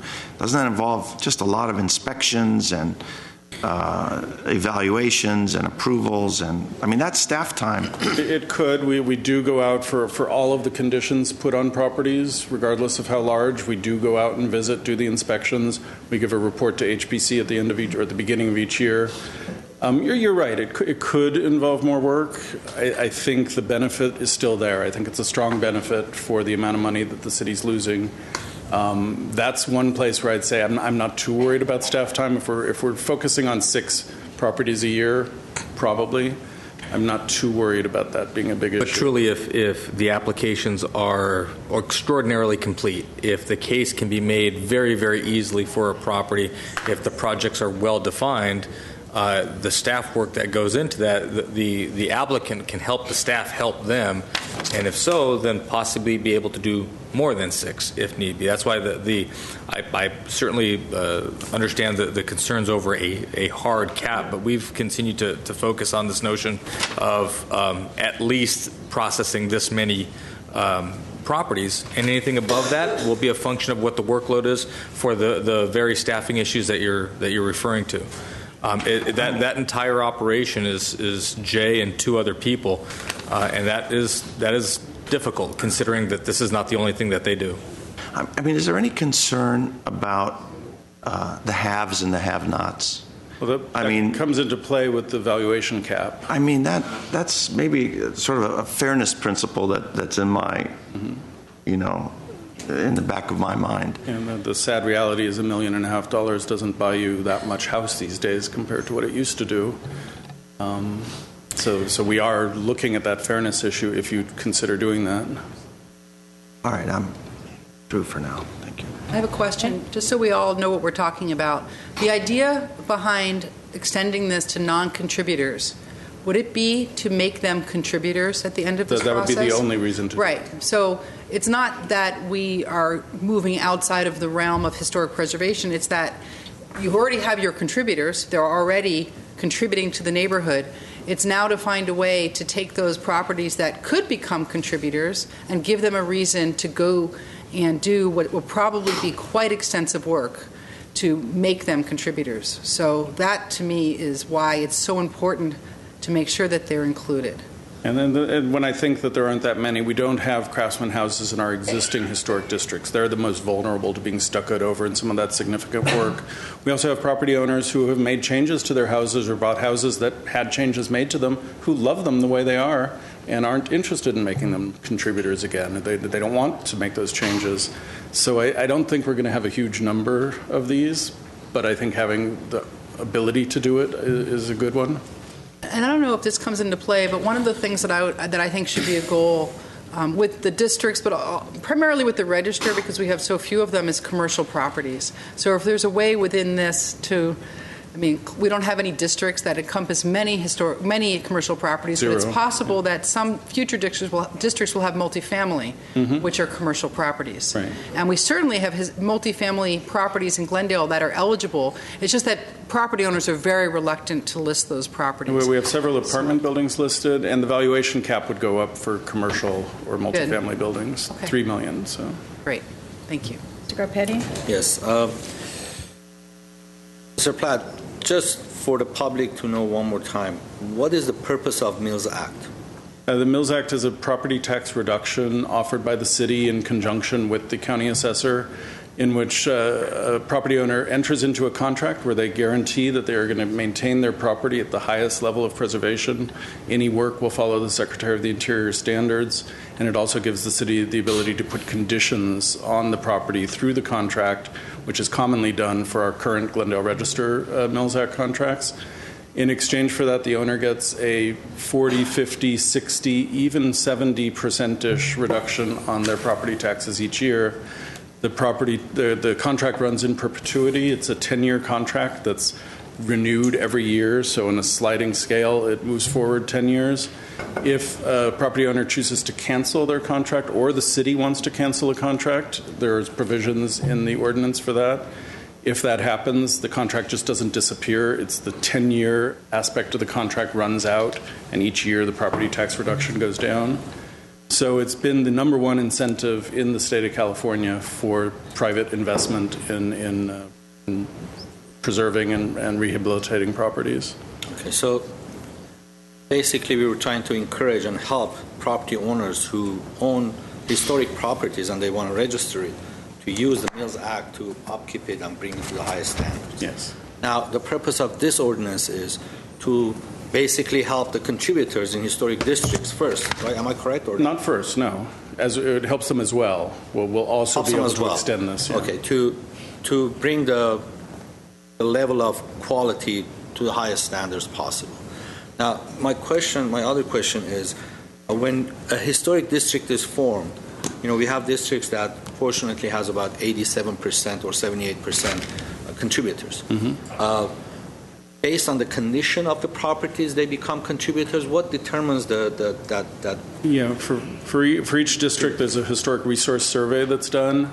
That kind of does a narrative history. We learn about where the neighborhood came from, who developed it, how it developed over the years. And in that historic part, they figure out what's the period of significance. 1923 might be when it was first laid out by the subdivider. 1955 might be when the last group of houses were built. So that becomes the period of significance. So a contributing building was built inside that period of significance and is in physical condition that still tells the story. It still reflects its historic character. It doesn't mean they're perfect. There are changes to most of our contributing buildings, but those are the two things that define it. Okay, so we're trying to help the ones that are not in a good condition to have some financial ability to bring them back to where they were. Yeah, the majority of non-contributors ultimately aren't eligible for the Glendale Register. They just don't meet that standard, but they're still beautiful houses that contribute to the neighborhood. Okay, so as far as the financial goes, because we have a cap of 1.5 million, if I'm buying $1 million, $1.3 million, $1.4 million property, I don't know if I need that incentive to keep my property the highest level and highest quality, if you will. I think we need to help the ones that they are in the historic districts first, and they are contributors, and they are in I don't want to say desperate need, but they are in need of repairs, and the homeowners cannot financially cannot do the work. Help them first, because I think it's important to have that line as to who can or who cannot afford bringing the property up to the level that we want. I think that's important to look into. And then that's one of the options. We can have the cap, or when we assess, we're going to look at what work needs to be done, how much is it, how much might that cost. We can also look at the ability of the owner to pay for that work. It makes it a little harder for us to figure out what system will we use, but we can figure it out. I think we can figure it out. Also, can I nominate your house for Mills Act if I wanted to? Well, I live in Los Angeles. No, I mean, it's a contract. For the You can nominate for the register. Sure. You can nominate your house for the register. register. A historic district, as you know, and you'll hear tonight, is a petition process. So not necessarily every owner in a district supports the district, but every owner of a contributor and or possibly a non-contributor would be eligible for this, whether they supported the district or not. I understand. No, my question was, if I'm remembering it right, the council passed a law that the city can nominate a property that is historic. Right. We do the survey, we think your property is historic, we can nominate it for the register. For exceptional cases, we changed the ordinance to give city council the authority to nominate a property with a 4/5 vote and then to designate the property with a 4/5 vote. We expect that to only be used in a situation that we've never seen. So. Okay, that doesn't apply to this case. Okay.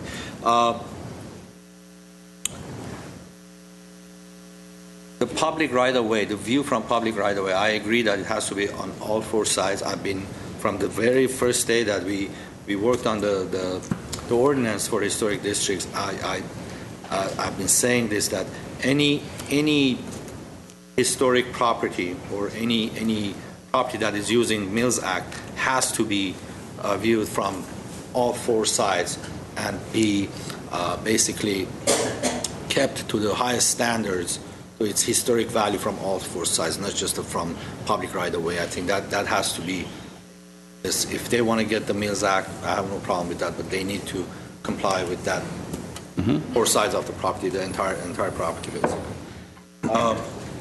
Also, as far as guaranteeing, I don't know if you can guarantee 6 or 10, because right now, if I go file an application with design review, there is no guarantee when my case is going to come to design review, given if my application is complete or not. But there is no guarantee. It could take a month, could take 4 months. the city cannot guarantee anything. So I don't think we need to put a guarantee in there. If you have time, which I don't think you do, because it's just, we were talking about it the other day, it's just 2 people at design studio and all these cases coming in. And again, guaranteeing, if we have time to do 10, but I think 6 would be enough for time being to have a test drive and see which properties are being being put forward for Mills Act, and we'll go from there. One last thing, Madam Mayor, is I think this issue has to go back to Historic Preservation Commission first, because I had an email and a couple of phone calls from the commissioners that this wasn't, this didn't come to them, and even today, we currently have a challenge ensuring that even Glendale historic properties are abiding by HBC guidelines. We have some issues with the ones that we basically they're registered as historic properties. They signed the Mills Act, and we are having an issue in ensuring for them to adhere to the guidelines that we have. And I think this has to go to the with the comments with the council to go back to the HPC for them to vet it out, the process. Maybe they come up with a better idea for us, but I think it has to go back to the HPC for them to give their input on. If council agrees, we can do that. Because this was a directive to staff, we brought it straight back to council as we're supposed to do. Right. So. Councilman Sinani, do you That's have what I have. comments? No, I basically agree with Councilman Carpethan's observations. Okay. All right. Well, since I requested this initiative, I of course support it. I would ask one question. If we went to contributor homes outside of a historic district, adding to these numbers or this eligibility, would that impact, do you think, your numbers? I mean, I don't want to... Yeah, we don't have contributors outside of districts. Or a non-contributor outside of the district. Yeah, everything we're talking about is inside a designated district. Great. Okay, because I want to take into consideration your workload, of course. That it ends up being the bottom line. I was laughing because I was feeling the same way, that this was a baby step towards something that could work even on a bigger scale in the future. Mm-hmm. Let's see. I also am delighted that the Historic Society has agreed on the soft cap, and you agree with the soft cap, because I feel that, and I've been, as I understand it, as Mr. Ochoa has explained, that there are some cases that are easier and quicker, and you could possibly do 8 or 10 in a year if you have that many that are, I'm just saying. We've done 8 in one previous year. Okay, so I think that's great. And I think the main goal of this change was to incentivize the contributors in the historic districts to upgrade their homes. And I think we're encouraging preservation of our resources. I think we're keeping the loss of revenue down with your direction, and staff time is at a minimum. I want to thank you for a comprehensive report and great suggestions, great ideas. So I would be willing to support a motion to adopt this extension of the Mills Act with a soft cap, to give you the discretion of allowing as many applications, or you would look at as many applications as you could. And then if we could get direction from council overall whether non-contributors would be included, and then if you want to establish the financial value cap. So. I'm a yes on both of those. Yes.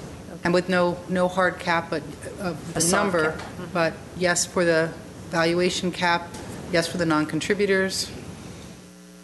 I haven't been keeping tally. So. Well, someone will keep score. Okay, how many would? Okay, well let's look at it this way. You need to know about the non-contributors. Out. Are they in or out? Pardon me, in or out? Yes. In. You want to start with me? And well, yes, that's fine. Okay, so I would I would not support consideration of non-contributors. Neither would I. Yes. Same here. Yes or no? No? Would not. Would not. I think I'll just ask my colleagues to reconsider, because the whole idea of this is to make non-contributors Well, become contributors. I think the way we can look at this is, as we said, this is a baby step. If we decide that we want to come back and change this, let's try this for a year, see how many homes we have that are involved, bring it back in a year or so, and see if we want to change the numbers or the types of contributors that we're talking about. Have a compromise. You want to vote again? No? Okay, well, we have a motion. Is there a motion on the floor? Well, we're giving direction, so there's not necessarily a motion. All right, No, we do need a Warren's motion ready. because this will be the direction unless you kick it to HPC.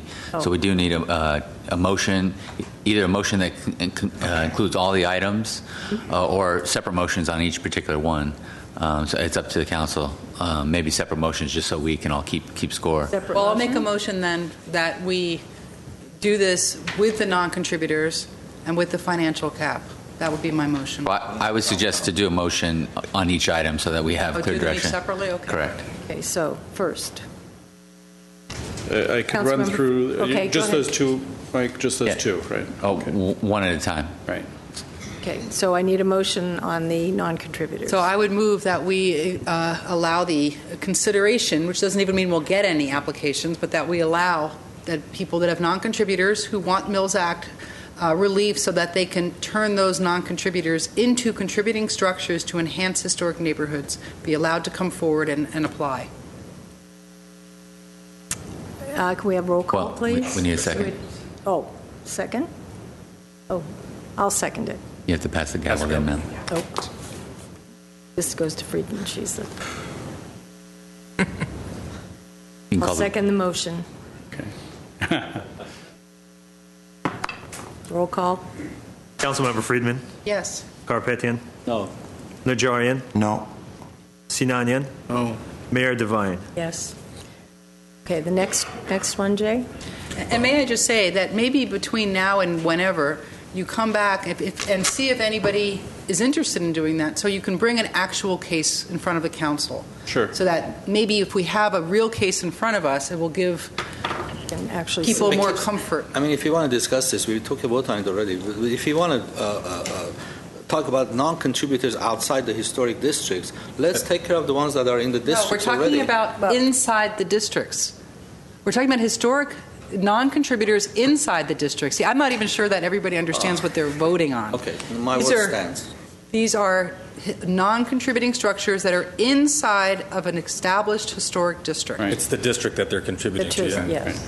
Now, if we do come back in a year or so, Right. we can certainly discuss this Revisit. more. We can revisit. The next item was the cap. Next item was the 1.5 million valuation cap, which would be based on the assessor's numbers. Do I have a motion? Right, but are we vetting their financial needs as well, or how do we work? This is a different situation. This is just a baseline. If your house is 1.5 million or under, you qualify for the contract. If it's 1.5 or over, you don't, unless there's an exceptional circumstance. So they would have to provide an appraisal? I think cities that do this use the assessor's numbers from the most recent tax bill. So that's, wait a second, now I'm confused. So if they bought their house 20 years ago, maybe now it's worth $2 million, but they may have paid $400,000. You're going by the $400,000 valuation? I think you'd have to go with an opinion of value, not the assessed value. It could be the Mills Act doesn't yield much benefit for long-term owners. It's really the recent buyers who get the best deal there. Well, I don't have a problem with raising the cap. I mean, I don't think the cap is going to make any. Yeah, right now we don't have one, so this would be we'd be establishing one for the first time just for these district properties. I don't have an issue with raising the cap. I mean, just removing the cap.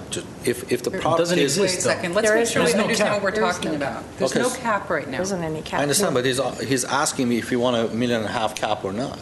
What he's saying is that if someone comes forward and they've spent $4 million buying a house, why do we need to give them a tax break? They have the means to maintain that house. It's to try to focus on people that might not have the means to maintain a historic house. Whose home is less valuable than $4 million. We're going to For put a less expensive home. $1.5 million. It's the lesser. So that the city only loses, in that case, about $1,000 a year on this So is that your motion? mills.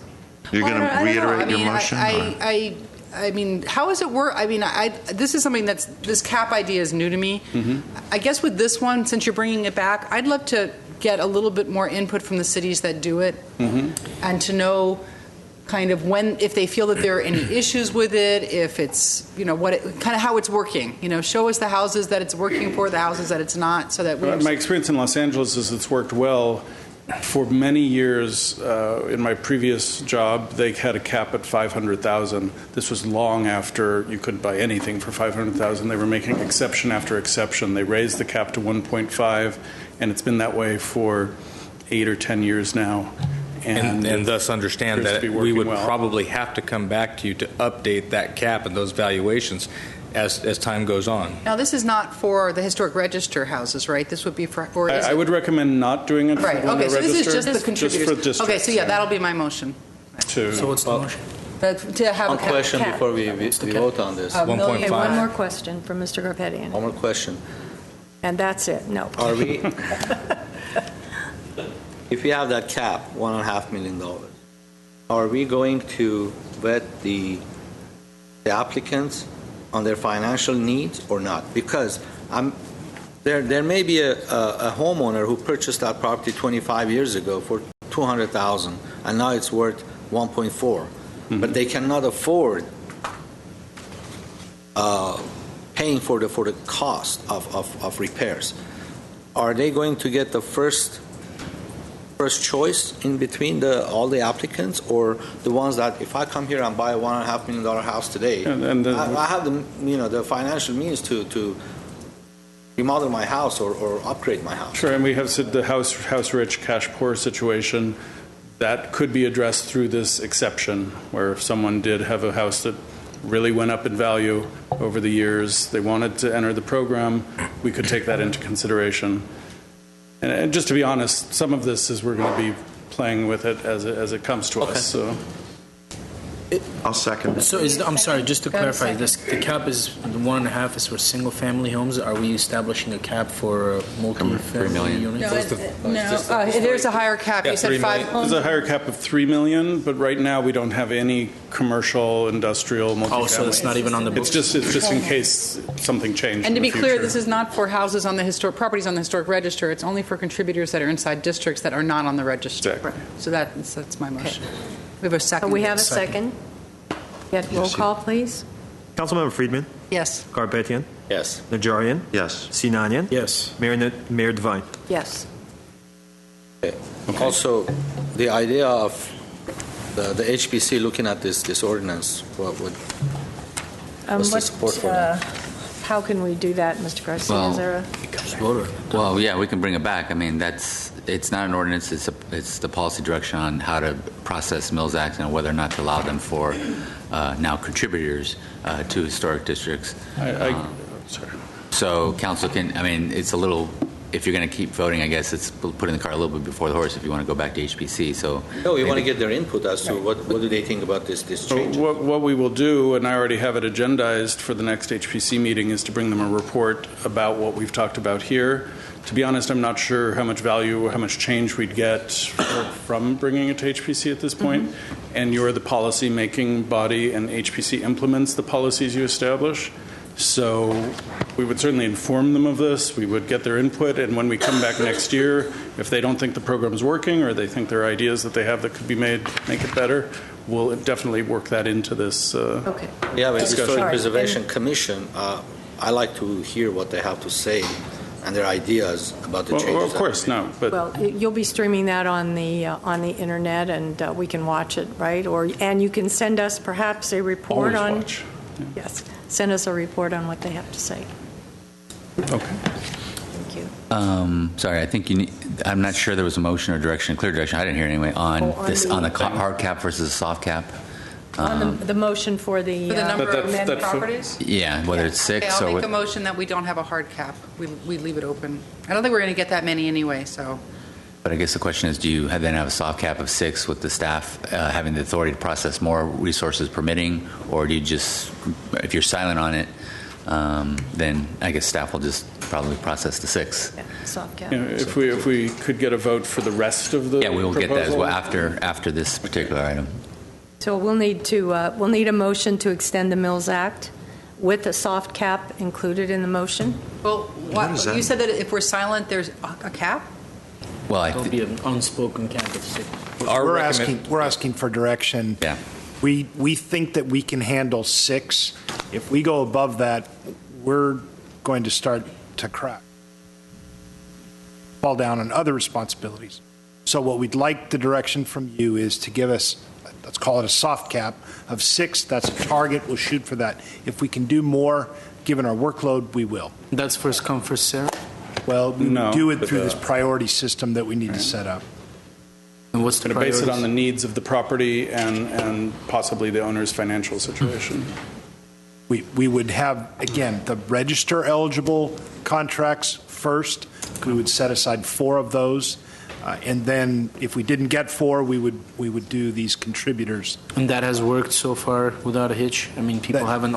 That has worked? That We haven't done contributors Oh, up yes. to this New. point. This Yeah. is new.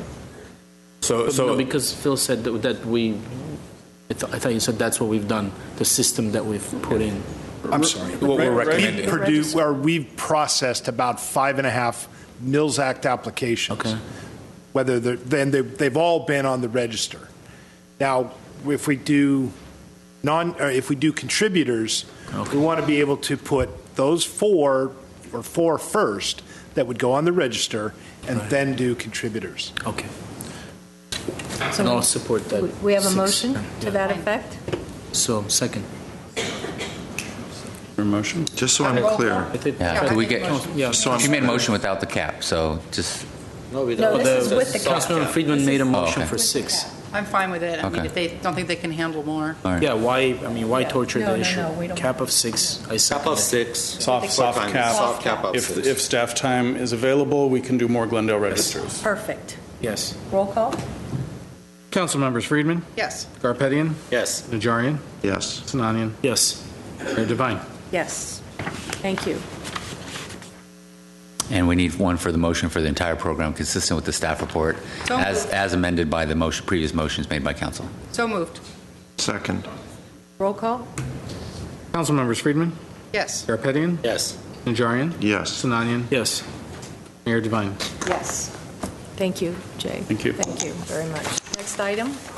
Item C is Director of Community Development regarding potential initiation of a zoning code amendment related to accessory wall signs in the downtown specific plan for tenants not located in the first or second floor, and a review of the minimum width of residential lots required for circular driveways. C1 is a motion to initiate code amendments related to accessory wall sign, and the DSP2 is a motion to initiate code amendment related to the minimum lot width required for a circular driveway. Mr. Ochoa? Yes, ma'am. This is an item that came forward from council. Actually, 2 items related to the zoning code. One related to signage on high-rise buildings. The other dealing with circular driveways in residential areas. So Phil Lanzafame will give you an overview and then take direction from council. This is the initiation possibly of a zoning code amendment. So if the majority of the council were to vote in the affirmative tonight, then we would construct a actual zoning code amendment, take it through the planning commission process. They would provide to you their insight and information, and ultimately this matter would come back to you where it would need 4 votes, a supermajority, as a zoning code amendment. So with that said, Phil will walk you through the items. Thank you, Mr. Ochoa. That's a nice introduction to let us know that you've asked for both of these items. We've put them together because they're both initiation. I want to walk through our current rules, and we'll do this in the same fashion for both the wall signs and for the circular drives. Walk through the rules as they currently exist, and then some options if you wish to amend that. Currently, we have signs, we allow signs on the ground floor for occupancies, I should say, the first 2 floors for occupancies on floor 1 and 2. For the most part, this is the downtown specific plan, and we're talking about the high-rise buildings. Signs can be on the street, facing the street, either the front street, alley, mall, parking area, but all 4 sides of the building. We typically have a 1-to-1 ratio, so for every linear foot, you get 1 square foot, up to... Linear foot of frontage? In linear frontage, correct. Again, we had talked about maybe revising this to give some flexibility to buildings so that signage could be put predominantly for the upper floor tenants. Right now, our program allows accessory ground signs where those tenants could put signage, or wall signs at the top of the building where they could. We'd limit in both areas, and I'll walk through what those limits are. For the high-rise, it's 1 sign per face, and I'm sorry, for the signs on the top. For the ground accessory signs, that's a maximum of 200 square feet, up to 25 feet maximum. So these are the options that we've come up with. You could remove the restriction to the first and second floor occupancies and locations. In other words, regardless of what floor you're on, you could put a sign there. And I'll show you some examples where that might work. We'll also show an example of why this code is the way it is, and what might happen if you allow that option. The second, again, I'll walk through all of these in example. The second is to limit the signs to the first and second floor, but make them available to any tenant. And there are pros and cons to that. Under that scenario, the property owner would be required to kind of manage and regulate that sign usage. The third option that we came up with is maintain the existing sign code, but relax or increase the ability to do ground signs so that upper floor tenants could be on a monument sign in the front. This is a property in Koreatown, and if you remember, that first option would be to allow signs anywhere, any tenant on any floor. This is exactly what we're trying to avoid. The sign clutter that you see, there's signs around every band of this building. There's signs down on the ground floor, on the second floor. This is something we want to avoid. So we would not recommend that you kind of throw it all out and say, whatever floor you're on, you can put a sign there. This is one of Glendale's buildings, and we tried to use examples that haven't been discussed before or that haven't been before a hearing officer asking for any permissions. But here in Glendale, you could see where this building would lend itself. If you were to do that first option, you'd have signage on each one of these panels. Again, we don't recommend that. We don't think that's a wise idea. What it is showing you is our current code is on the first floor. You could have signage here on the second floor as well. This building does not. I think those are trees and not signage. Here's a closer picture of that. One of the second option that we're suggesting for your consideration is you take this linear foot and let's say that's 100 feet.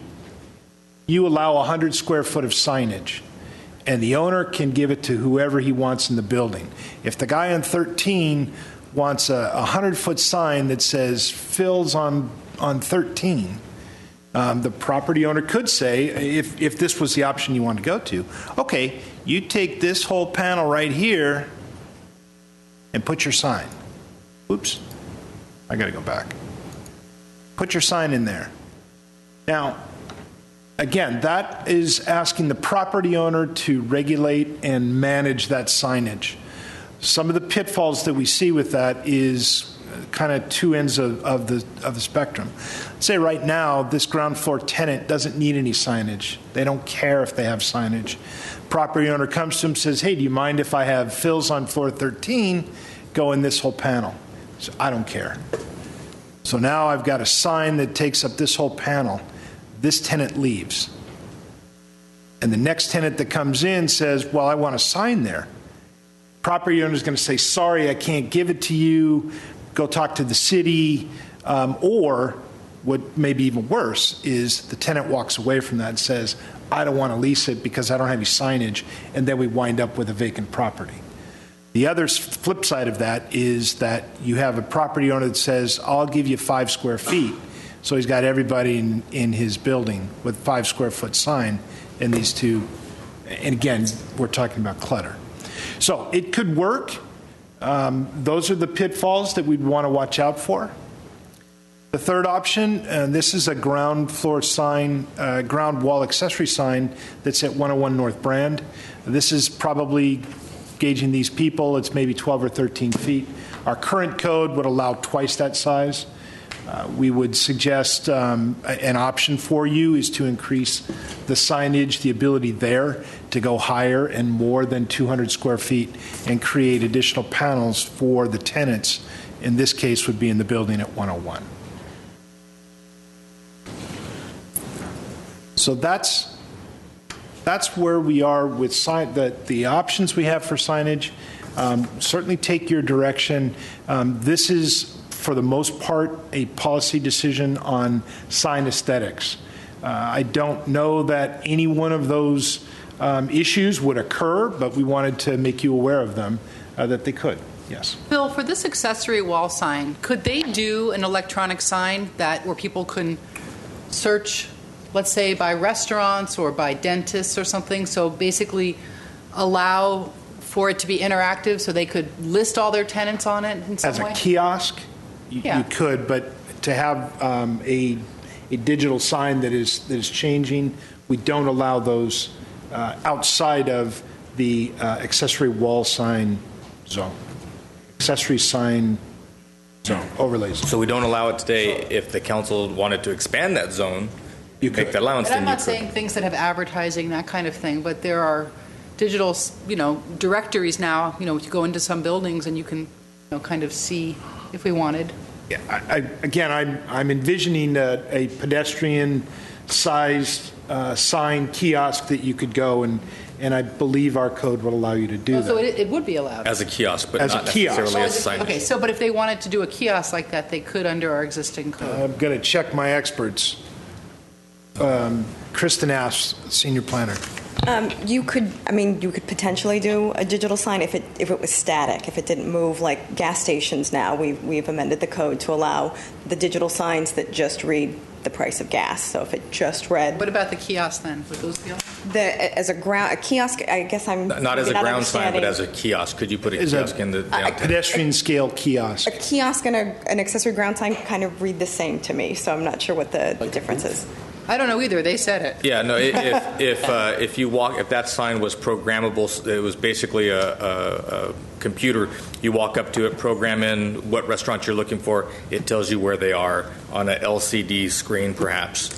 So it is truly it's a little informational directory kiosk. It's a directory. That would be a little. That might to me is a little different than a sign. Correct. But is such a directory allowed today in the downtown? I haven't seen one. I don't know that we would consider it a sign. I'm not sure that it's defined, so I think that's ambiguous at this point. I think we had looked at this before. Yeah, we talked about this Mr. Quintero had brought the idea back from a trip overseas. I know that the Americana had branded, and I believe that the kiosk could be had. Again, pedestrian scale, you go up and it's going to give you. What we're talking about here, though, is large, something more than 25 feet tall, 200 square feet, that would give signage opportunities for people in upper floors. Yes, thank you, Madam Mayor. I asked for this item to come to council, and my intention was not the accessory walls. Most of these high-rises that we have, they don't have a spot they're built up to the property line. Most of them do. And they're not all of them are corner lots, so they don't have a plaza like this. This is... Yeah, that's 101 North Brand. Right, and where the CPK is, right? That plaza. Right. Yeah. So this is a different. They're more like this. Right. If we look at this building, all I was asking was to extend the courtesy to the owner of a property who took a risk of $150 million and purchased a 20-floor office building to manage his own building. Because right now, if you look at that, I have a friend who owns a small office in that building, and he's on the ground floor. He can have a sign on that first panel, the first floor panel. But the tenant that is on the 5th floor all the way to 10th floor, is renting 5 floors, cannot have a sign on that building. And that is an issue for the owner of that property. And this is one example. And I think what I was asking for was to give the owner of the property a discretionary decision, and for him to make the decision which tenant will have what. And they're not really naive. They know that the first floor tenants, they want to have a sign where their store is or where their business is. So they know how to manage those buildings. These guys are not, they weren't born yesterday. And they take a big risk of purchasing properties like this. And we dictate to them who can have a sign on that first floor or the second one. This property doesn't have signs on the second floor either, because the owner chose not to have a sign up there. He could have had signs all the way around it, because this one has a large frontage on Brand, and also because it's corner, it has frontage on the side street as well. So he could have had signs all the way around the building, but he chose not to. This Koreatown example is not what I was going for. I mean, who wants that? I don't want that either. Nobody wants that. And believe me, we want to improve our business district. And this came to me because, people call me, and I get a lot of calls about, why can't I have let my tenant have a sign on a panel that is vacant? Nobody wanted a sign up there. But, they made a joke out of it as well. They said, across the street, the building has a Buddha on that, a big statue of a Buddha sitting on that, a gold statue of Buddha sitting on the corner of that building. So, and I had no answers for them. That's why I brought this up. My thing is to allow the owner of the property to choose who can have a sign on where it's allowed and the same square footage. I'm not asking to increase the square footage. Maybe give them a courtesy, maybe on the buildings that are taller than, 15 floors. They can have a sign on the 3rd floor as well, just a few signs, not the one that we have in here, example of Koreatown. That's all, and I think that's just a right thing to do. And you point out what the issue is. I mean, it is a policy decision in terms of the rights of that property owner to maximize the value through signage for his tenant, and we would hope and expect that it's well executed. What I think Phil is pointing out, because what you're describing is basically that second option, to give that latitude to those property owners, and the property owner has to manage. Option being the Koreatown option? No. Koreatown was an extreme everywhere. Oh, that was, to show you what we don't want to have happen. And the idea that you could utilize those two floors for tenants all throughout the building. You could be on the 10th floor, 12th floor, 6th floor. Doesn't matter. The property owner, as opposed to the city, the property owner would govern who gets those panels, not the city. Today, the city says, under our code, only those folks on that ground floor are able to get that signage.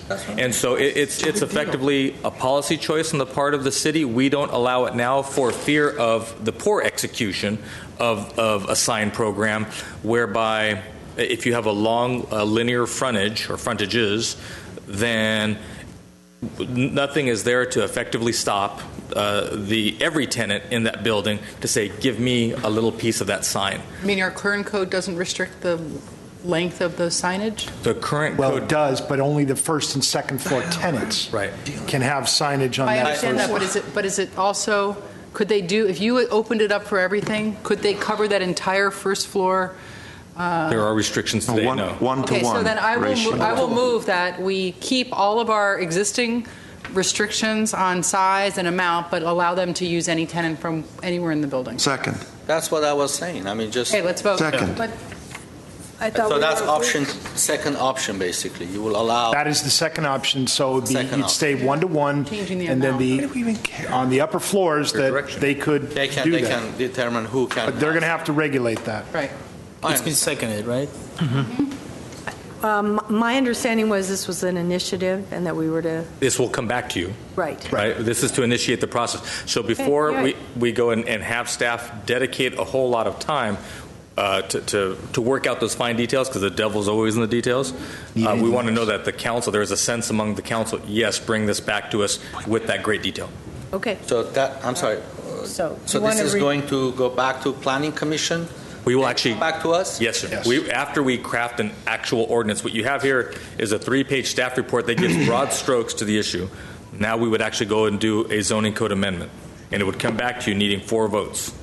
To be clear, I think that we're all saying we don't want to increase the amount of signage that they can have so that it covers the whole. You got that, right? Okay. And we don't want the 25-foot accessory sign or anything. But you could have several 10-foot signs. Well, no. Look, you can have that today. Look, let me just explain where I'm going from. Right now, the panels are basically there. Every unit has a panel above that storefront, and they're installing signs on those panels. Today, if that Union Bank, is that Union Bank over there? I can't. The Union Bank can come back to them and say, look, I have 50 foot of frontage. I want a sign 2 feet by 25 feet long, right? The owner has a discretion to say yes or no. Even today, they can do that. It's not that we're creating that opportunity. They can do that today. But the owners of these buildings are professional landlords. They would never do anything to look on the second floor. They have a choice to have a sign. They don't even have a sign there. And not to they might put a gold Buddha on it. You never know. Just so we're very clear, and I don't wish to be argumentative. All I think Phil and his staff would tell you is that is a slippery slope, because if all of that is programmable above and beyond what we would have now, it's almost self-regulating, because it's limited to those first floor tenants. If you opened it up to all 10 floors, you could have that same width that you described on the signage, but it's a bunch of little segment signs that would go along the way. So why don't we ask our very capable planning commission to consider that and to craft along with this a way that we can restrict the number and length of signs that we have, so that you don't end up with a building that's got 50 signs and, Believe me, if they want it, I agree with that, but if they wanted to have 50 signs, they have the opportunity right now. No, you don't. No. And that's the point why it's self-regulating. This tenant right here, let's say that they're the 100 feet, and they get a 10-foot sign. They could have a 100-square-foot sign, but they only get 10. You can't put another sign in there, because that's for that ground floor tenant.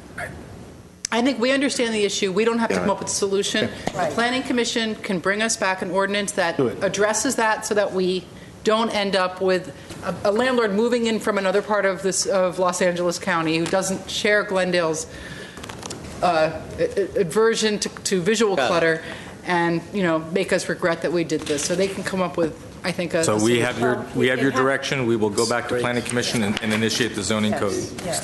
It just has to be restrictive enough that someone doesn't come in and just go wild with signs. Okay, that I would support. That was easy. That would be what? The second one, again, this is about aesthetics, and it's a policy decision for you all to make. The information that we give you are parameters for you to work within to determine that policy. Circular driveways, this is again an issue that was raised. Currently, our standards for circular drives came from an amendment in 2011. This was initiated by the homeowners group in the Verdugo Woodlands. Their concern, their complaint was that paving was dominating the front yards with circular drives. They had actually proposed a 100-foot minimum lot size width. Going back, working with the zoning advisory committee, zoning code advisory committee, and the planning commission, ultimately the city council landed on an 80-foot wide property for circular drives. This was in 2011. They also added to that some standards that drive couldn't be more than 15 feet. This 45% max driveway area in the front, that's, if you remember the conversation we had on drought-tolerant landscaping, the 50-50, what this long-standing, this was prior to 2011, said any circular drive can't take up more than 45% of that non-live front landscape area. And then lastly, there was a requirement for interlocking pavers and to landscape the median. In that area in the front circular drive, and I'll show you some pictures in just a minute, there was a 5-gallon shrubs minimum. It should cover 65% of the area and should grow to at least 3 feet at maturity. And again, some of the examples will show you, I think they've all were built before 2011. Some of them are very nice. They don't meet those standards, so we'll ask you for your input on that. But in 2011, the council, they did come up with a comprehensive guideline, and actually it was to discourage the circular drives that created these large paved areas. This is a property, again, all of these were done before those standards. This is a property where you see there's just a lot of pavement here. And this was the concern. I believe that this property is about 75 feet wide. Can I ask you a question? That's my house. Don't it's not. don't we have an ordinance that you can't park your car in your front setback overnight? Or is this like an urban legend? Now I'm turning to my professional staff again. There's a prohibition of storing the car, but temporary overnight parking in your driveway and leaving the driveway is permitted. But you can't store a car. I have wheels on it. But the idea was that, well, just to keep in mind, when you have a driveway like this, there's also a possibility that you could put 4 or 5 cars and leave them there all the time. So just pointing that out. I mean, is this a problem in the city of Glendale? People like parking all around their property and all over the place. That's why we're dealing. Well, apparently it was, and for that very reason, and that's why the council they initiated it to go to 80 feet. We want to give you some ideas on maybe reducing that to 60 feet. This is a property. This property, I think, is just around 100 feet. 100 feet. Nicely landscaped, pavers in it. Certainly 65% of it is not landscaped with shrubs that are 3 feet high. But there's a very nice looking median, and you could say that it would meet a standard. It still doesn't comply. That could be done on a 60 feet foot lot as well. We want to get to that. But this doesn't comply, right? Technically, I don't think it would.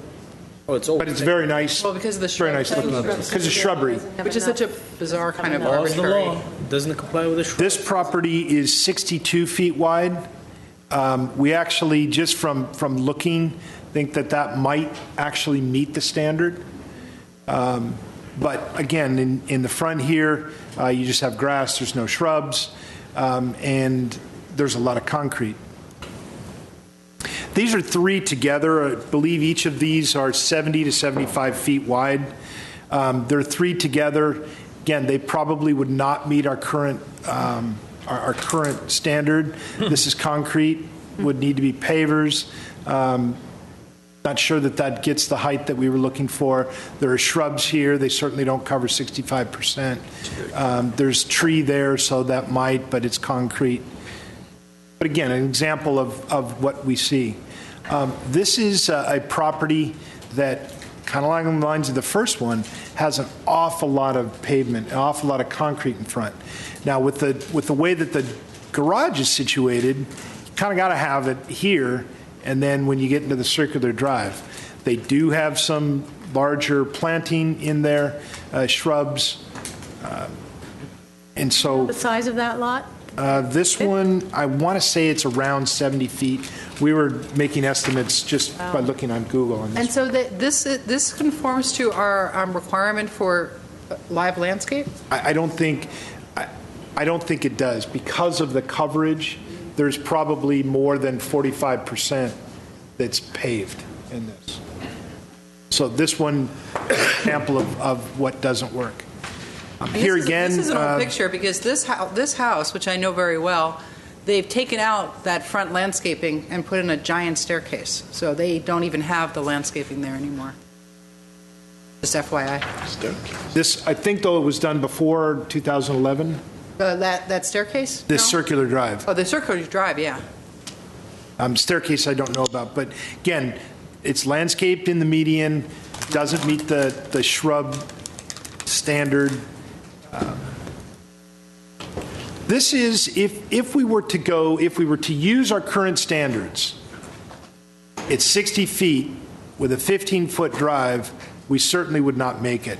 This has about 55% of that front setback that is hardscape, so it wouldn't meet the current standard. We looked at, well, what if you reduce the width of that circular drive to 10 feet? In 60 feet, you'd probably make it there, 42. This, if you counted this is the drive into the garage. If you counted it, you'd probably right around 45%. So you could do it in 60 feet.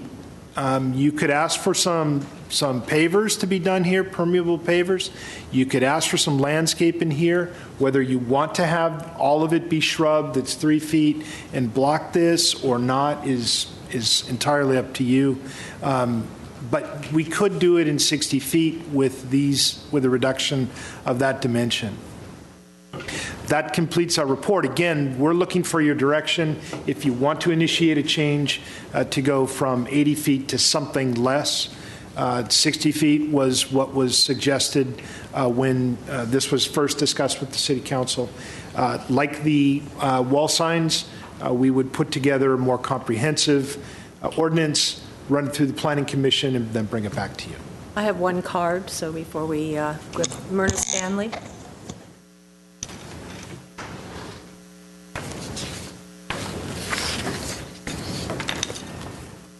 Good evening, Madam Mayor, and congratulations, and council members. Myrna Stanley, Verdugo Woodlands West Homeowners Association. Since our inception, we've advocated to preserve the aesthetics and natural setting, burden setting of our area. We've attended countless DRB, Planning Commission, City Council meetings. Among those meetings 10 years ago now was one called by the former planning director, and he had representatives, everybody there, realtors, designers, architects, chamber, homeowners association, everybody.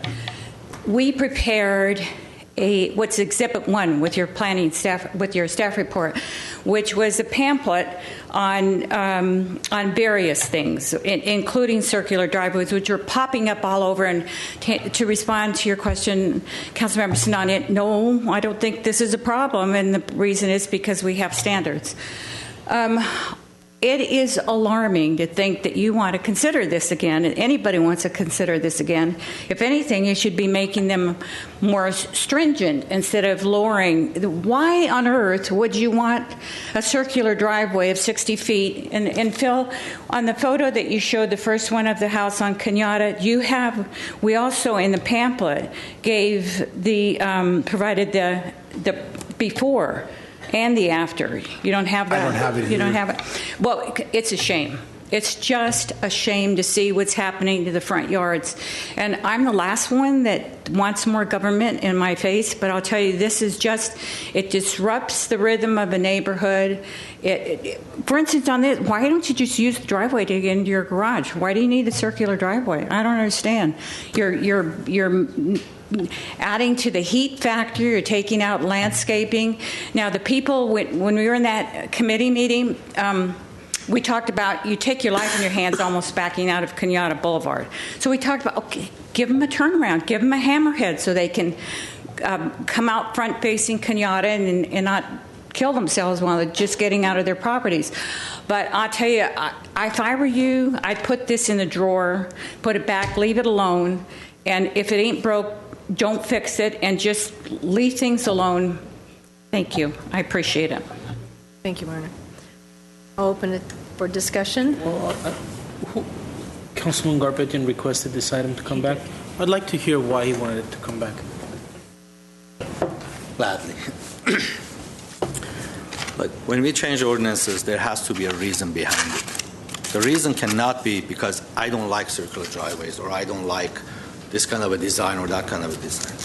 By increasing the size of the lot, the width of the lot from 60 to 80, you're taking the rights of almost 95% of property owners in this town from them. Because most of there's a reason it's 80, it's not 70 or it's not 75, because there is no who has a 80-foot who has 80-foot frontage in his property, who has 80-foot lawn. No, you don't count because you're in the back. But overall, your house is Grandview. No, your house sits behind another house. But one out of all of them, there should be a reason behind every ordinance. And the reason is not the width of the lot. The reason is the design and the landscaping that can be implemented to decorate that property. Or I don't want to hide that unfortunately, there is no invisible driveways. Either it's a straight driveway with a hammerhead, and I don't like hammerheads. I mean, to be honest with you, I think circular driveways work better. Safety issue is a lot better. Go to Kenyatta, every property is backing out onto Kenyatta every day. Go to Glen Oaks, go to Chevy Chase. It's a safety issue. Now, it's dangerous. By changing this, or by changing the width of the property from 60 to 80, you create a huge non-conforming issue for the city. And you cannot, because I live in Verdugo Woodlands. I love Verdugo Woodlands. I mean, don't get me wrong. I live in the area. My kids were born there. But what doesn't work, or if some people don't like circular driveways in one area, you cannot make a blanket ordinance and put it on the entire city. It just doesn't work that way. So the reason I want it back is because all of these examples were really bad examples, and it's easy to do. If you want to find a problem, it's easy to find it. All of them are the worst example possible. And most of them were done in 30s and 40s and 50s. None of them were done in 2010. The ones that were, the new houses were built, and they're newer homes, they use paving stones that, the water percolates better, it drains better, it's a decorative, the code mandates decorative paving stones, not the ugly concretes that we showed. And I have some pictures I want to show. Before we go there, I want to just, if you want to make examples, bring good examples with the bad ones together. Then you can compare the two. We need to address the problem. If there is a problem, you need to solve the problem. We talk about aesthetics and the concrete that we allow for the circular driveway. Look at this property. It's on Kenyatta Boulevard. It's art granite. They dump granite in front lawn. If we want to talk about aesthetics, let's talk about aesthetics. Look at this thing. Next, please. Is that a circular driveway you're showing No, us? it's a front lawn that it's, if you want to talk about me, I was really against allowing this, because with circular driveway you have landscaping around it, you can plant shrubs, you can do everything else. But look at this. And nobody talks about these issues. This is the worst thing you can do, because there is a 8 mil viscoin, which is a thick plastic under this, so nothing will grow underneath. You talk about drainage, this is one of them. So what's the point? They should have a circular driveway there? No, my point is circular driveways are not as bad as what we have right now. Look at this thing. There is no landscaping. If you want to talk about the aesthetics, that circular driveway somehow ruins the aesthetics of the neighborhood. Next, please. Look at this one. There is no circular driveway. But I don't think that conforms to our landscape standards. No, exactly my point. The examples that you had was from 30, 40, 50 years ago on the circular driveways. Next one, please. Next one, please. These are corner. Look. Wait a minute, what's your point? My point with regard to the driveways. This is not. My point is, right now, when you talk about aesthetics, the only reason that circular driveways were taken out or discouraged was the aesthetics. Okay. If you talk about aesthetics in a neighborhood and neighborhood compatibility, look at this one. This one has a hammerhead. Is this something that you want? Go next one, please. Look at the side of the driveway. They have a walkway over there, and the next door neighbor has the same thing. Next, please. There are two homes that they have combined driveways. Next, please. How are we going to address those? This is a house that doesn't have a circular driveway, but the garage is facing sideways. And if you go to Oakmont Woods, 80% of the properties are the same way. Next, please. We can't. This is one of this was on page 13, one of the pictures. It has decent landscaping around. If you show the whole thing, it looks different. Next, please. A perfect example of circular driveway on Kenyatta Boulevard with decent landscaping. And this is non-conforming, right? No. To the current. Is that? I'm saying it looks nice, but it's non-conforming. Is that what you're saying? Yeah, because it's non-conforming. No, this is not 80 feet wide property. Yes. Oh, This one has a circular driveway. Look at the landscaping. You can't even see the house because of the landscape. So what I'm saying, Is that a 60 foot? That's not 60. That's not 80, that's for sure. but it's not 80. These are older homes with current code that we have. This will not pass. We created a legal non-conforming issue. But look at it. Is this bad? I don't think so. Next, please. Same thing. Next, please. And look at this. I rest my case. I think what we need to do is Showed us that before. Yeah. That's the one you hate. You hate that house, Vartan. I don't hate the house. No, don't get me You wrong. hate the landscape. No. The landscape. What I'm saying is, with today's landscaping, let me get to my point so I can finish this thing. With today's landscaping, if you talk about aesthetics, in the front setback, you will allow 50% artificial turf, which is plastic grass. And we're talking about decorative pavements against plastic grass. Because we allowed 50% of the front portion of the property to be artificial turf. And I really don't see the reason. I think this was done just because of few bad examples, and this has been the problem in our city, that because of few bad examples, we put a blanket ordinance and penalize everybody in this town. And that's what I have a problem with. That's what I want to look at it one more time. If it goes back to 60, with the decent landscaping, how can we address this issue? The issue is not the circular driveway. The issue is the landscaping. And with the circular driveway on the 60 feet, can you go back to your slide that shows a 60-foot driveway versus 80-foot? Don't show that house anymore.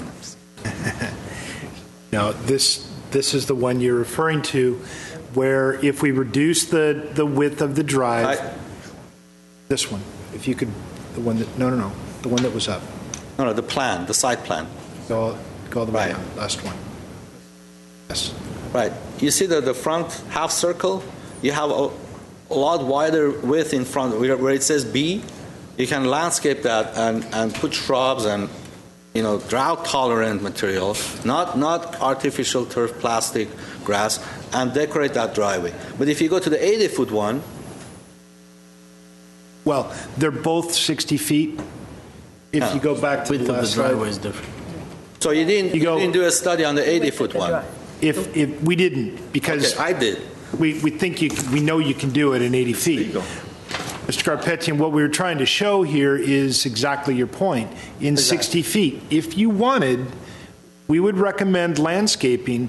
You would need to reduce the width of that from 15 feet to 10, and then you could get the same coverage that you are in an 80-foot lot. And I like to add, even with that 42% that we have right now, they can have half of that as an artificial turf. And with the new ordinance, we can have that. So, Mr. Garpetian, under this scenario, you would have that paving. The circular drive would be 42%. So you could have 8%, because remember it's 50-50. You have to have 50% live plant material. So you could have 8% of that be artificial turf, but you couldn't have any more. Okay, what I'm saying is with this scenario, you still have 58% live landscaping. This one is kind of, it had to say the other way around. It shows the hardscape, which is, it was as well 42%, but it should have said 58% live landscaping, which is more than the 50% that we require. So all I'm saying is, what has to be done, if it has to go to the Planning Commission for them to review this and see how can they address this issue of the evil driveway, the circular driveway that is a paving stone that can even drain your water better instead of artificial turf. versus artificial turf, and just to go back to the Planning Commission and bring it back to us, because I really think it's wrong to take people's right away from having a circular driveway. It's just wrong. It's a matter of preference. I mean, it's a matter of taste. What I like, you may not like, but the right has to be there to comply with the code and have what you want to have. Okay, so Friedman, I thought she was. I have a question first for Phil. Phil, do we have the one thing that in some cases I think you could make the argument for this is has to do with certain people that are on very busy streets where getting in and out is an issue. Do we have any kind of variance process where someone can demonstrate maybe to Rubik's department that they absolutely need to have a circular driveway for safety's sake? Or do we feel that they could back in, for instance, and it wouldn't be an issue? I mean, is that even a solution on a busy road? I don't know. I mean, right now we've got mirrors on Glendale Avenue that aren't allowed, that people are using for safety because they're backing out on Glendale, and they're using a mirror so that they can see. I don't know how you'd set the standard for what's safe and what isn't, because I think backing out onto a busy street is inherently unsafe. And this wasn't changed because of the safety It's issue. inherently unsafe. We had that, Councilmember Friedman said, no, it's not unsafe to back into you said that, but. No, I said backing into a driveway. Into your driveway as opposed to backing onto the street might be safer. No, but it's very unsafe. That's why I'm asking this question, if it's possible for Rubik's department, for instance, to look at certain cases and say whether a circular driveway, I'm not saying that we need to set up some huge process, but I mean, I would have sympathy with someone with any size lot who absolutely couldn't get in and out of their driveway because of traffic, regardless of the size of their lot. But then we're giving discretion to the subjective judgment of our bureaucrats. I'm not making an argument. I'm asking him if that's something that is there some sort of analysis out there where traffic engineers actually have a standard or have looked at that with certain types of driveway configurations? Sure, Councilmember Friedman will definitely check and see the state standards. If there has been an analysis and study, I'm pretty sure it's in the state manual. And my question is, this information could go to the Planning Commission to be part of their decision making if we decide to send it to them for a report. Is that correct, Mr. Ochoa? Yes, ma'am. It absolutely would be part of that decision making policy. But to Mr. Garpetian's point, and I think he makes it passionately, how do you feel about circular driveways? I mean, because that ultimately, if we made an allowance for those properties that front on thoroughfares that have a traffic volume of X and fill in whatever X is, or properties that sit on corner lots, and those are somehow different than interior lots or on the side streets, if you're thinking of Colina or if you're thinking of your street. Camulus. That could be different. But the question is ultimately going to come back to you. Do you want to allow circular drives? Right. But that's okay, because then we would have a full report, all the information that we need, perhaps better pictures so that we can actually, really see the good and the bad and the ugly. Like my request is not to limit circular driveways. My request is to kick it back to the Planning Commission for them to take a look at this issue and see 60 feet versus 80 feet. First of all, if you wanted to have a report done, find out how many more properties are left in Glendale that have 80-foot frontage and don't have a circular driveway. I promise you, there will be a handful. So this is about property rights. It's not about only safety or only I'll park my 4 cars on the driveway and leave it there overnight. That's not what it is. This is about property rights. When you bring the worst examples ever, then you change the ordinance. That's wrong. I think it could go back to 60 feet with the mitigations, with the landscaping to address the issue of aesthetics. And with new paving stones and new landscaping, it would be more beautiful than... And therefore, again, it's a property rights philosophical question, because what Mr. Garpetian is submitting to you is allow it as a matter of right for that property owner. And you're going to have to wrestle with that regardless of whatever studies Mr. Golanian comes back with. Right. Councilmember Friedman? Well, I, for one, am not really so anxious to kick this back to the Planning Commission and open this up again, because to me, it's not even, you have two issues. You have one about the amount of hardscape you have in a front yard, which is a concern, but then you also have an issue, and the one thing that we didn't see were pictures of those circular driveways with 4 or 5 cars in them being left there overnight. And in a lot of our single-family neighborhoods, one of the things people really like is and we've even had that in the description of some of our neighborhoods, is the park-like setting of the front yards. That's the reason that we don't have fences and front setbacks. There's a lot of our codes that do take away property rights, but with the goal of having neighborhoods that feel more park-like and that feel more like open space when you look, kind of down the street. And when you start to allow people to increase the size of their driveways, which is what we're talking about, a lot of times the end result is that you end up with a lot of cars parked there during the day and at night, and you really change the fabric of the neighborhood. And you can see this. You can drive around neighborhoods in Los Angeles that have a lot of circular driveways or have a lot of driveway space. Sometimes there are areas where there's not a lot of street parking, so people have done that. Most of our residential neighborhoods, with the exception of places where you couldn't do circular driveways like Adams Hill, we don't really have those parking issues.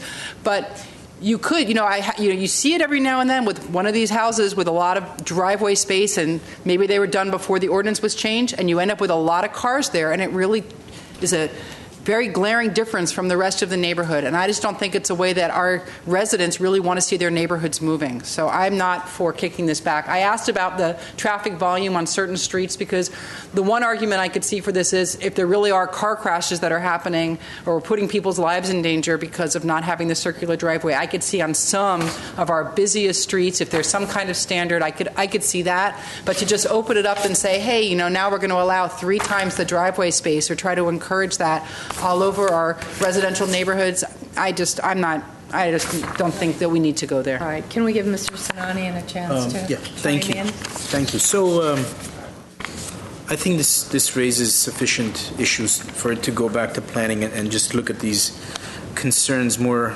carefully. I understand the aesthetic issue. It's a legitimate issue. We're all interested in our city looking pretty and our front lawns being nice to look at. I also agree that I don't agree with the whole artificial turf part of it, but I do agree that with the drought and us pushing new standards in terms of hardscape versus greenscape, a lot of that aesthetic issue has gone out the window, unfortunately.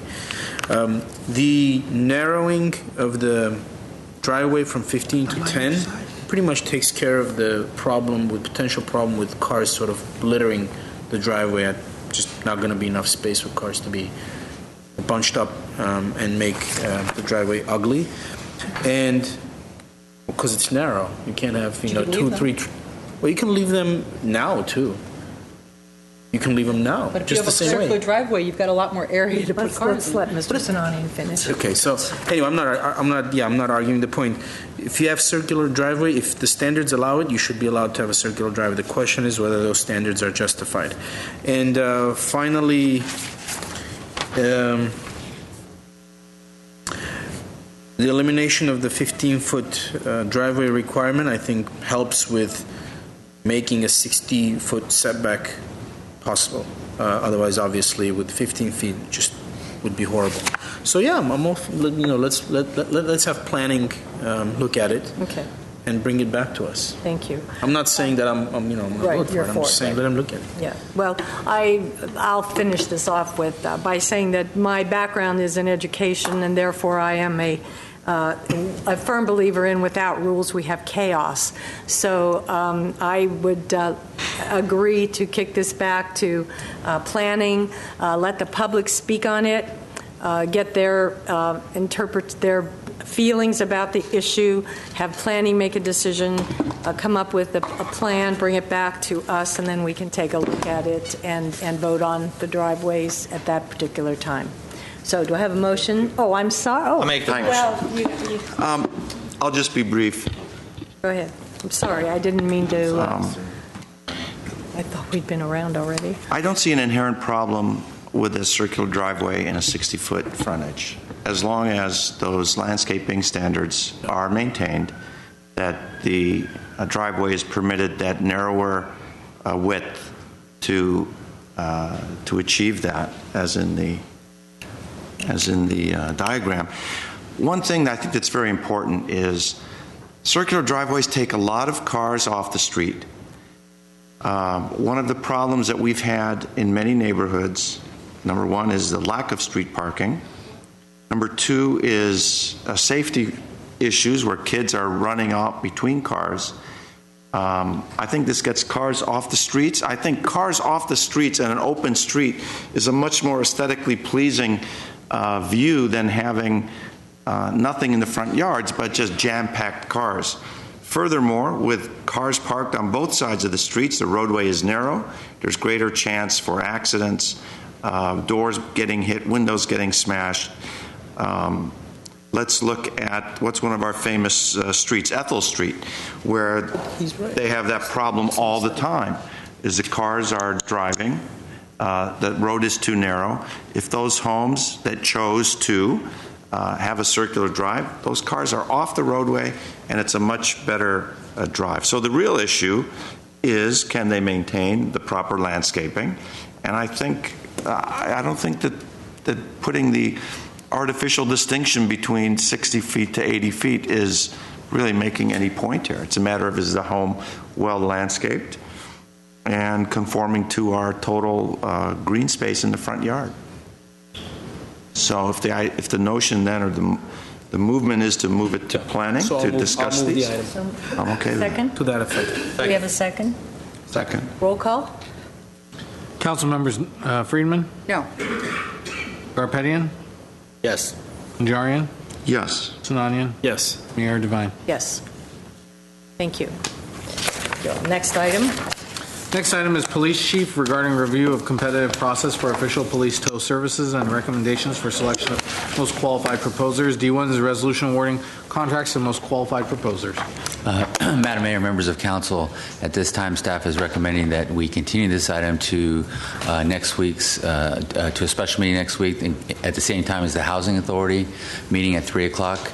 We received correspondence from council for the Monterey Tow, who was not being recommended for one of the zones, and has requested additional time to get additional information.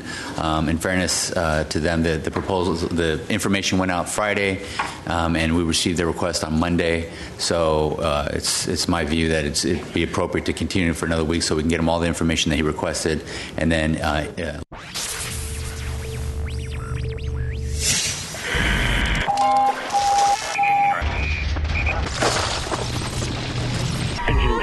Engine 26, engine 11, 26.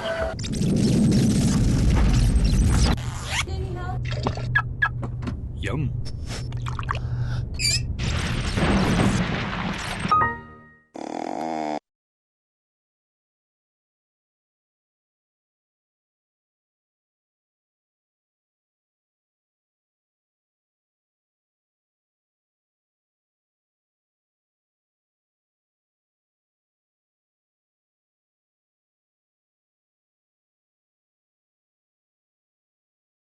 Emergency response training is free. Call the Glendale Fire Department at 818-548-6404 to find out how you can sign up for the next free CERT class.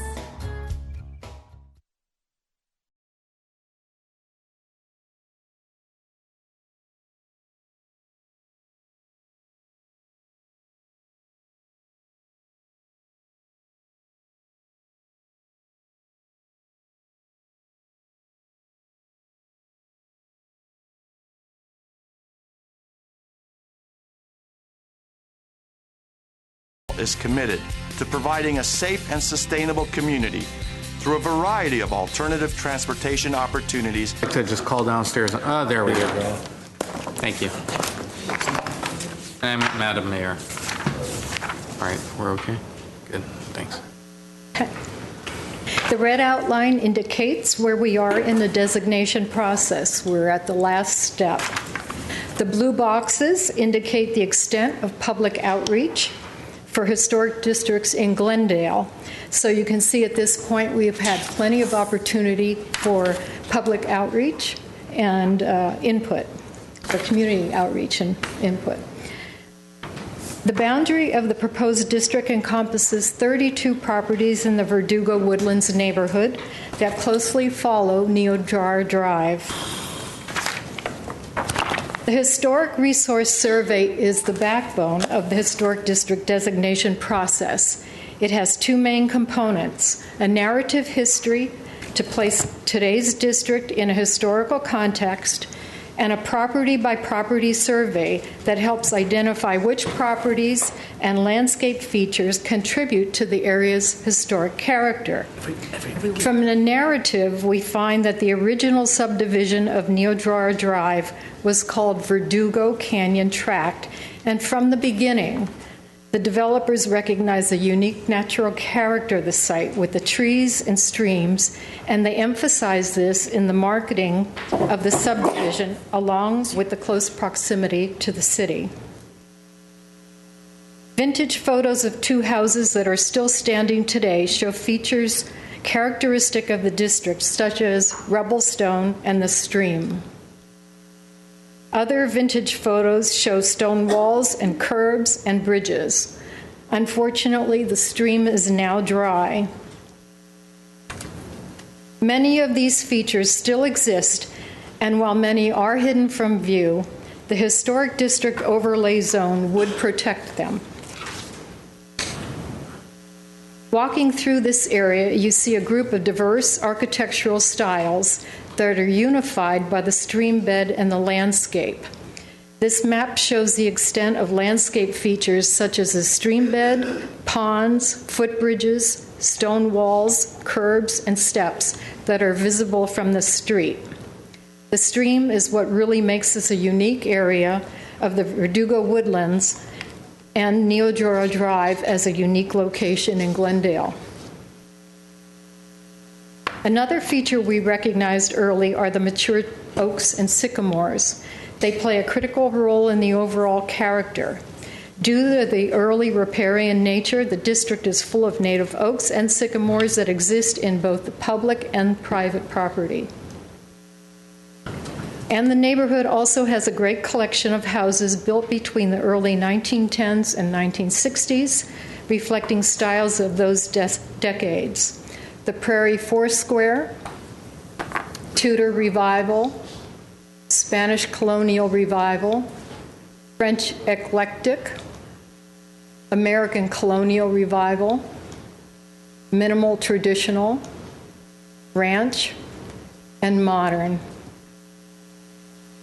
The Historic Resource Survey assesses a district against the 9 criteria for designation established in the Historic District Ordinance, which requires that one criterion be met. Neodrar Drive meets 4 of the 9 criteria. Criterion A regards the district's role in the city's growth. Criterion E as a unique location. Criterion G considers the district's development pattern. And Criterion H, a sense of place. The survey also determines the district's period of significance. Looking at the range of the dates and the number of homes built during each period of time, you can see Neodrar developed over a course of many decades, but was largely built out by the 1960s. By assessing these dates against the historic research, the consultant determined the period of significance to be 1909 to 1962. The consultant also surveys each property individually and creates a survey form with a list of the property's architectural features and makes a determination as to whether the property is a contributor or a non-contributor. We define a contributor as a property built during the period of significance, and it retains the integrity of the original defining features. 25 out of the 32 properties were found to be contributors, and 7 were non-contributors. The ordinance requires 60% of the properties be contributors, and Neodrar has 78%. Toward the end of this process, a petition was circulated among property owners requesting that City Council designate the district. 24 properties out of the 32 requested district designation, or 75% of the property owners. The ordinance requires 50%. There was no notice of opposition received. We conclude that all ordinance requirements have been met. The Historic Preservation Commission on January 21st, and subsequently the Planning Commission on February 3rd of this year, in their advisory roles, unanimously recommended that the City Council designate these 32 properties and create a zoning overlay to establish Neodora Drive as the city's 7th historic district. And that concludes my presentation. For our discussion, I have, thank you very much. I have one Thank question. you. Okay, on the last sentence that you had said, designate 32 properties? That it would create an overlay over these 32 properties. So it would create a district over the... Correct. Those properties are in Correct. the district. Correct. But they're not being... No. Okay. There is one existing designated property. Yeah, okay. I'm very well aware of that property. So. No. Okay,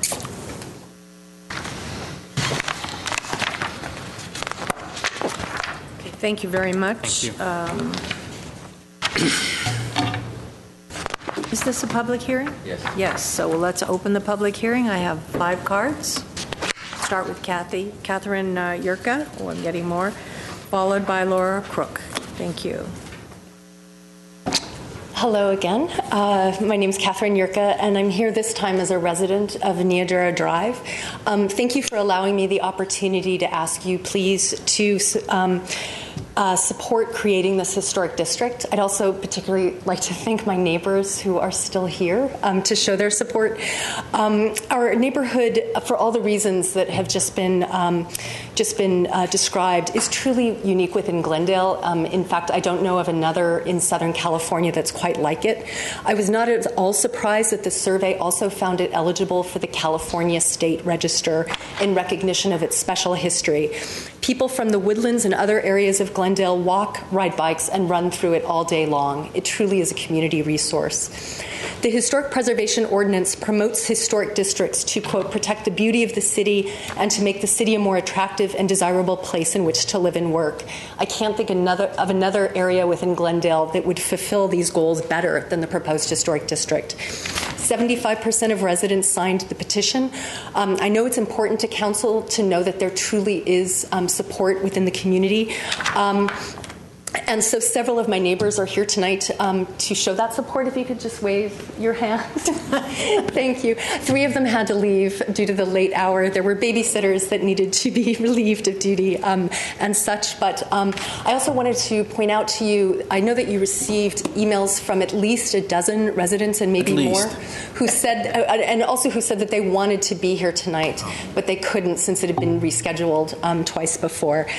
They send their regrets, but they hope you will approve it. Our neighborhood is just a wonderful place to live, and I think it really deserves to be a historic district. So I ask for your vote. Thank you. Laura Crook, followed by Myrna Stanley. Good evening. My name is Laura Crook, and I am here on behalf of the Glendale Historical Society and its more than 600 members. And thank you for the chance for me to speak tonight. Our organization strongly supports Glendale's Historic District Designation Program, and we would be delighted to see Neodora Drive become the city's 7th historic district. The proposed historic district combines an exemplary collection of historic houses as well as unique river rock landscaping elements that do not have an equivalent elsewhere in Glendale. The Historic Resources Survey found it to be eligible not only at the local level, meeting 4 of 9 designation criteria, but also for listing on the California Register. The historic district enjoys strong support from the community. 75% of residents signed the final petition. We therefore urge you to approve the designation of Neodora Drive Historic District. Thank you. Myrna, followed by Art Karchan. I knew that. Good evening, Myrna Stanley, Verdugo Woodlands Homeowners Association. I just wanted to let you know that our board is so enthusiastic in supporting this long-awaited overlay historic district. It's not only a unique area, it's a uniquely beautiful area of Glendale and the Woodlands as a whole.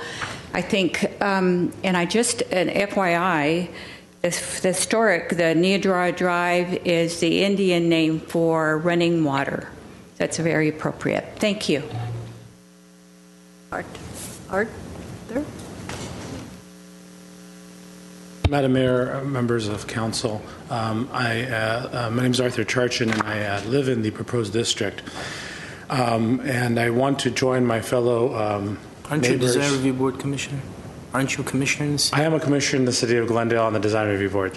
But I'm here in my individual capacity as a resident of the proposed district. And I want to join my neighbors in saying that I wholeheartedly support a historic designation for this 32 homes in this very special part of Glendale.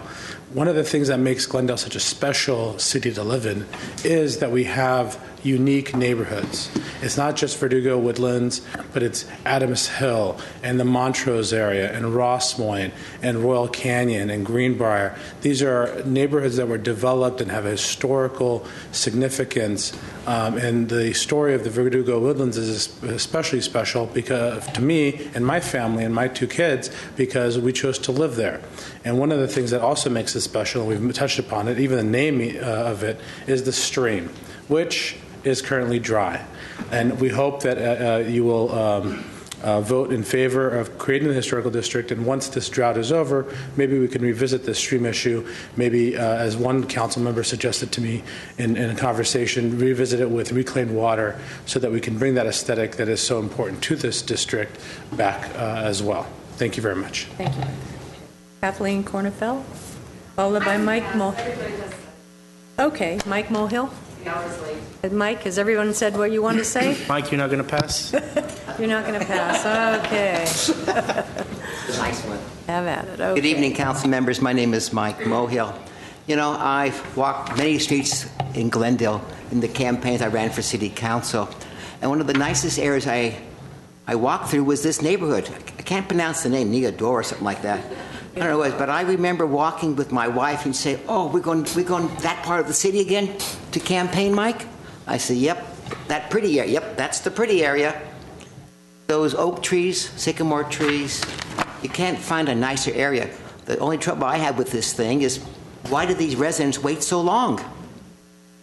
You know, they're about 3 years behind, I think. Everybody else got theirs in early. But congratulations to this group of people. I wish you luck and enjoy the designation of being a historic district. Thank you, Mr. Moore. Okay, I'll close the public hearing and go for discussion. Just a quick question. Yes. A question of staff. Is there any reason why we should not approve this? I mean, is there... It's a dirty little secret about Neodora. I'm just kidding. No, there is no reason. So there's none. I'm just kidding. There's none. Okay, I thought so. I'm all for it. I think it's a wonderful idea. The fact that it's Myrna Stanley mentioned that it's actually a Native American name gives the concept of historic a whole new dimension, I think. And I think it would be the only district that would have a Native American name, so it'd be very special in that regard too. So I support it wholeheartedly. I have one question, if no one else does. Does anyone else have a question? Does this district have the most contributors of anyone so far? Do we have one that has more? Yeah. Yes, we do. Quickly, Cottage Grove has more contributor, higher percentage than this one. This seems but this amazing. is toward the top. How about forget the name. Rockmont Park. Rockmont Park. That's up there. I don't have the percentages in my head. I think they have 78%. We have a bunch in the 70s, up into the high 70s. Okay. Neodora is prettier though. Okay. We have no kids. Any other comments? Good. I'm sure you don't. Very PC. Any other comments? I just make a comment. I'm surprised at the number of ranch homes that are contributors. I thought ranch homes were out of favor and not really looked upon in the historical community, architectural community. There's a whole lot of ranch homes up on my street, and maybe I'll start the petition going. But isn't, in terms of the native names, isn't Art Even a Native American name? I think it's a Scottish name, isn't it? Scottish. Do you know that? It's native, but to Ireland. Scotland. Okay, Mr. Garpetian. Yes, to Mr. Mohill, the reason it took this long, because it takes time to file the application, do the survey, and get the work done. It's all done on volunteer basis. They're not paid staff, so it takes a long time. And I was on the Historic Preservation Commission when the application came to our board, and we all supported it for the application to move forward. I had a walking tour of the area that Ms. Yorka had, and it's a beautiful place. It's a beautiful place. The streams, you don't see the streams today, but we know they're there. You have to really look for it. But as far as putting recycled water in there, I don't know. I wouldn't hold my breath on it today. But the streams will be filled naturally, I believe. But I wholeheartedly support the creating of the district, and looking forward to the party that you're going to have after this is approved 100%. Thank you, Madam Mayor. Councilmember Friedman. Well, certainly an obviously significant district for all the reasons that were presented, including it's probably my favorite house in Glendale, and maybe one day she'll will it to me or sell it to me. And I want to just commend the homeowners for loving their neighborhood and going through this long process and committing to preserving the neighborhood for the future, which is really what this is all about. So thank you very much, and very happy to see this come forward. I remember back years ago when you couldn't do historic districts in Glendale. I remember that fight when you had to have 100% homeowner approval. Can you imagine? You actually had 100%, I think. But it's rare to cross that bar. So it's great that we've come so far in 10 years or so, that we're seeing so many of these around the community. Thank you. I'll finish off with saying that I want to thank you all for the easiest decision of the evening. Thank you very much. I love the neighborhood. I've walked the neighborhood. It's beautiful. It is truly a jewel in our community, and I'm happy and proud to ask for a motion. So, the motion. I'll second it. Fighting over it. See how I'll introduce the ordinance. It's all good. And we have a second? We've got a just second need and a a third second and a fourth. introduction. Oh, okay. Okay. Do we need a vote? No. Come back next week We'll for come a back final vote. for Great. a vote of Okay. approval. Thank you very much, everybody. Thank you. Thank you.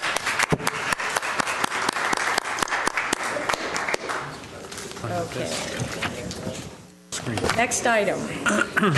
Madam Mayor and Council, next item is oral communications. Discussion is limited to items not part of this agenda. Each speaker is allowed 5 minutes. Council may question or respond to the speaker, but there will be no debate or decision. City manager may refer the matter to the appropriate department for an investigation and a report.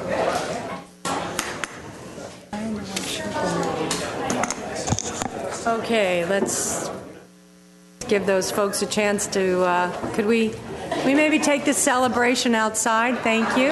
Hello, Mr. Mohill? Mr. Mohill? Mr. Mohill?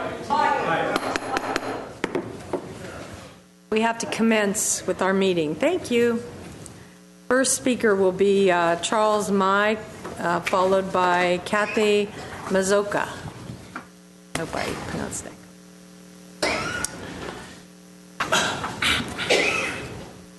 Okay. Honorable Mayor and the City Council members of the great city of Glendale, I'm here to represent Chinese American Citizens Alliance, Greater St. Gabriel Valley chapter, to support Korean American community on the issue of comfort women. First of all, from the bottom of my heart, I applaud your gallant effort in getting the Comfort Women statue erected and kept here at Central Park, amidst all sorts of outside pressures not to. The United States stands for human dignity. United States champions human rights. This Comfort Women statue symbolizes both human rights and human dignity. Now, just a few weeks ago, we, Chinese Americans from here and from San Diego, together came to pay homage to this statue. And we are proud to pay respect to the statue and what it represents. The sufferings of not only the 200,000 Korean comfort women, but also of as many as like 600,000 comfort women worldwide, including also the Chinese, Filipino, Dutch, Malaysian, Singaporean, Indonesian, and Vietnamese. It is the people, from the statue, it is the people's voice that speaks. And government agreements oftentimes have little to do with common people's voices. In fact, I think this statue should belong to all people, we Americans included.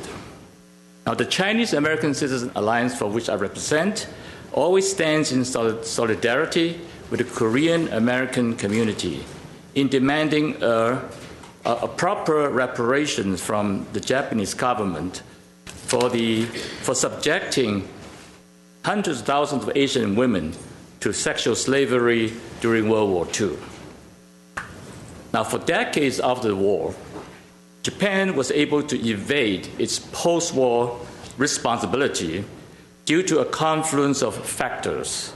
Now, there were the Cold War, there were the two civil wars that divided China, and then Korea.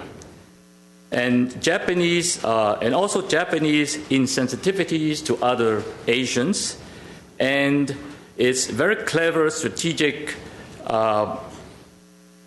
leveraging strategic needs among its allies. The victim countries, including China, were often too weak to seek apology and compensation because of the immense Japanese political clout as an economic and industrial power at the time.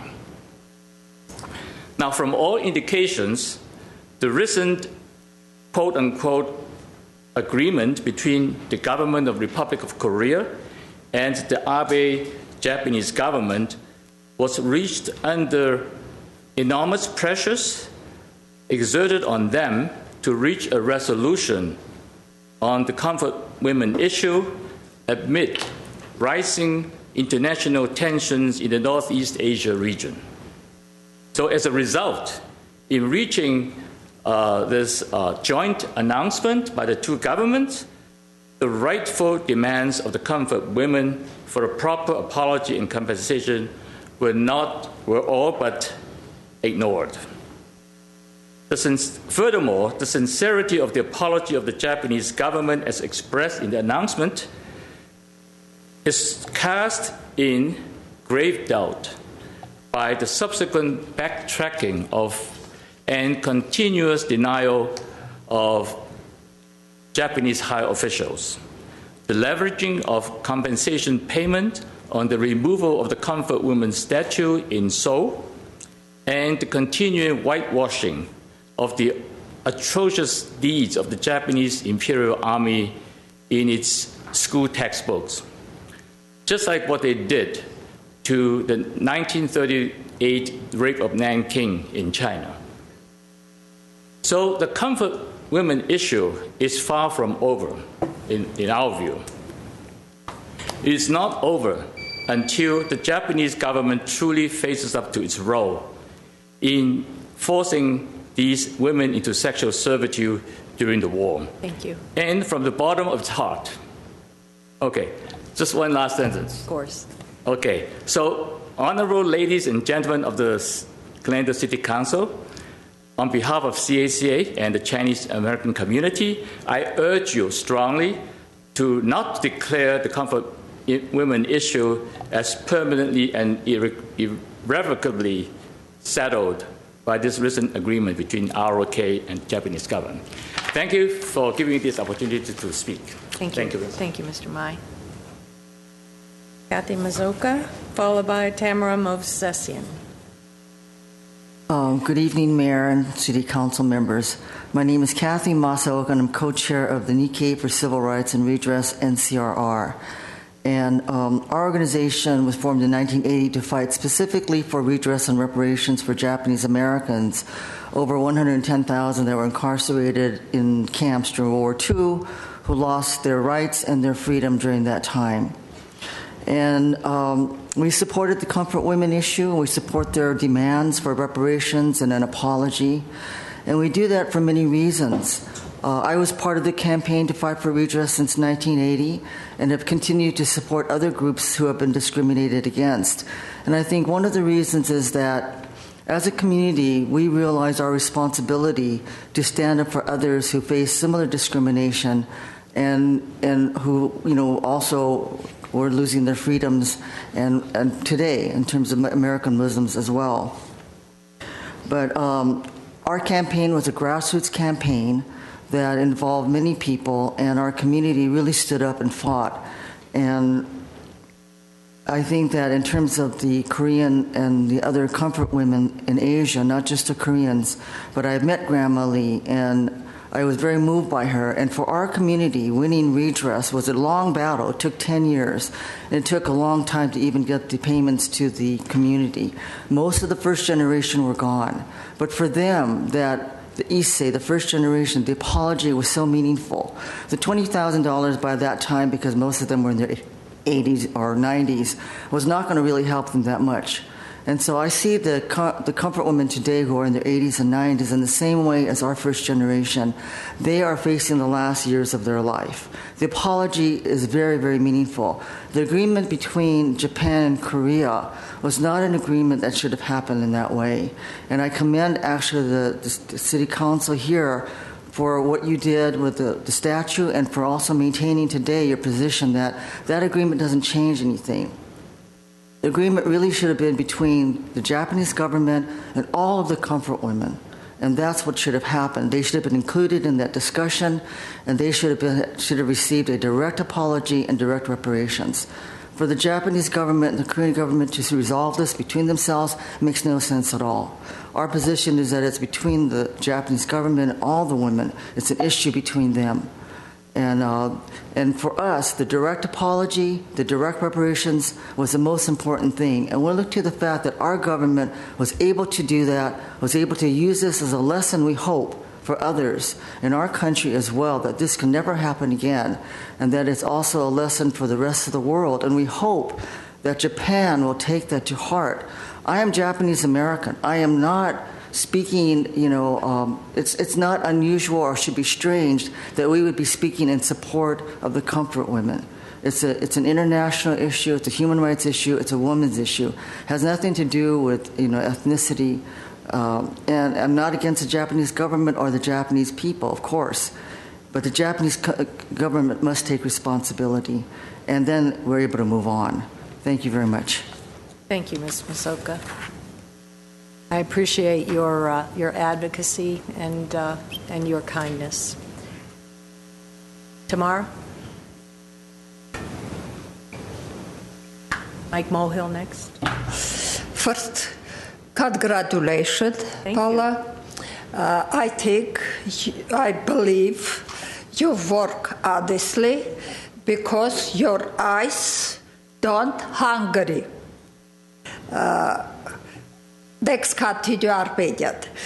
Շատ մարդիկ կան, ում աչքը կուշտ չի։ Ստաբոքսը շուտ է կշտանում, բայց աչքը ուշ է կշտանում։ Այսօր որոշել էի այդ պատմությունը պատմեի, բայց երբ որ տեսա կորեական կարիսպաձետին, հիշեցի կորեական թագավոր Սեջոնգին, որը կորեական ալֆավիտն է, այբենարանն է ստեղծել ու գիտնականների շատ տեղ է տվել։ Հետո տեսա այդ շինարարությունը, լրիվ միտքս փոխվեց։ Հաճախ այս մոտ տեսնի դու արդեն գիտեք։ Ու մտածեցի, ավելի լավ չի, Պիացայից ցենտր սարքեք Գլենդելում, այդ կան շեքեր սարքելու փոխարեն, որ տանը մարդ չի ապրում այդ նոր շենքերում։ Այնքան թանկավարձը ոչ ոք չի ապրում։ Մի հատ լավ science center սարքեք, կամ սկզբում մի տեղ տվեք science center-ի։ Ես գիտեմ բավականի շատ մարդկանց, ովքեր այդ science center-ում շատ լավ գործ կանեն, կընդգրկեն դպրոցի middle school-ի աշակերտներից սկսած մինչև high school, college-ի ուսանողներ, հավասարանի ուսանողներ, Glendale հավասարան չունի, իչի խեղճ քաղաք, խեղճ չի։ Շինարար կա, արխիտեկտոր կա, ամեն ինչ էլ կա Glendale-ում, գիտնական էլ կա, ուսանող էլ կա, ամեն ինչ էլ կա։ Համել Glendale School District-ը կթեթևանա, որ իրենք շատ են ուզում ստեղծեն after school այդ պրոգրամը, բայց ֆինանսապես ապահովված չեն, ես դա պարզել եմ, համ երեխեքը գիտությամբ կզբաղվեն, համ խուժան չեն դառնա փողոցում, պարապությունից ինչ պետք է անեն երեխեքը, պետք է խուժանություն անեն, իսկ սենց զբաղված կլինեն գիտությամբ ու ավելի աճող սերունդը համ խելոք կլի, համ գիտուն։ Դա իմ առաջարկությունս է, կարծում եմ լուրջ կարող եք մտածեք դրա մասին, ես էլ ինչով կարող եմ կօգնեմ, որտեղ ես շատ ու շատ ընկերներ ունեմ, տարբեր ասպարեզներում։ Okay? Sorry. Okay. I speak English don't very well. Well, I think it's so very sorry. good. I disagree. I think Thank you so much. Thank you. Thank you. Mike Mohill, followed by Margaret Hammond.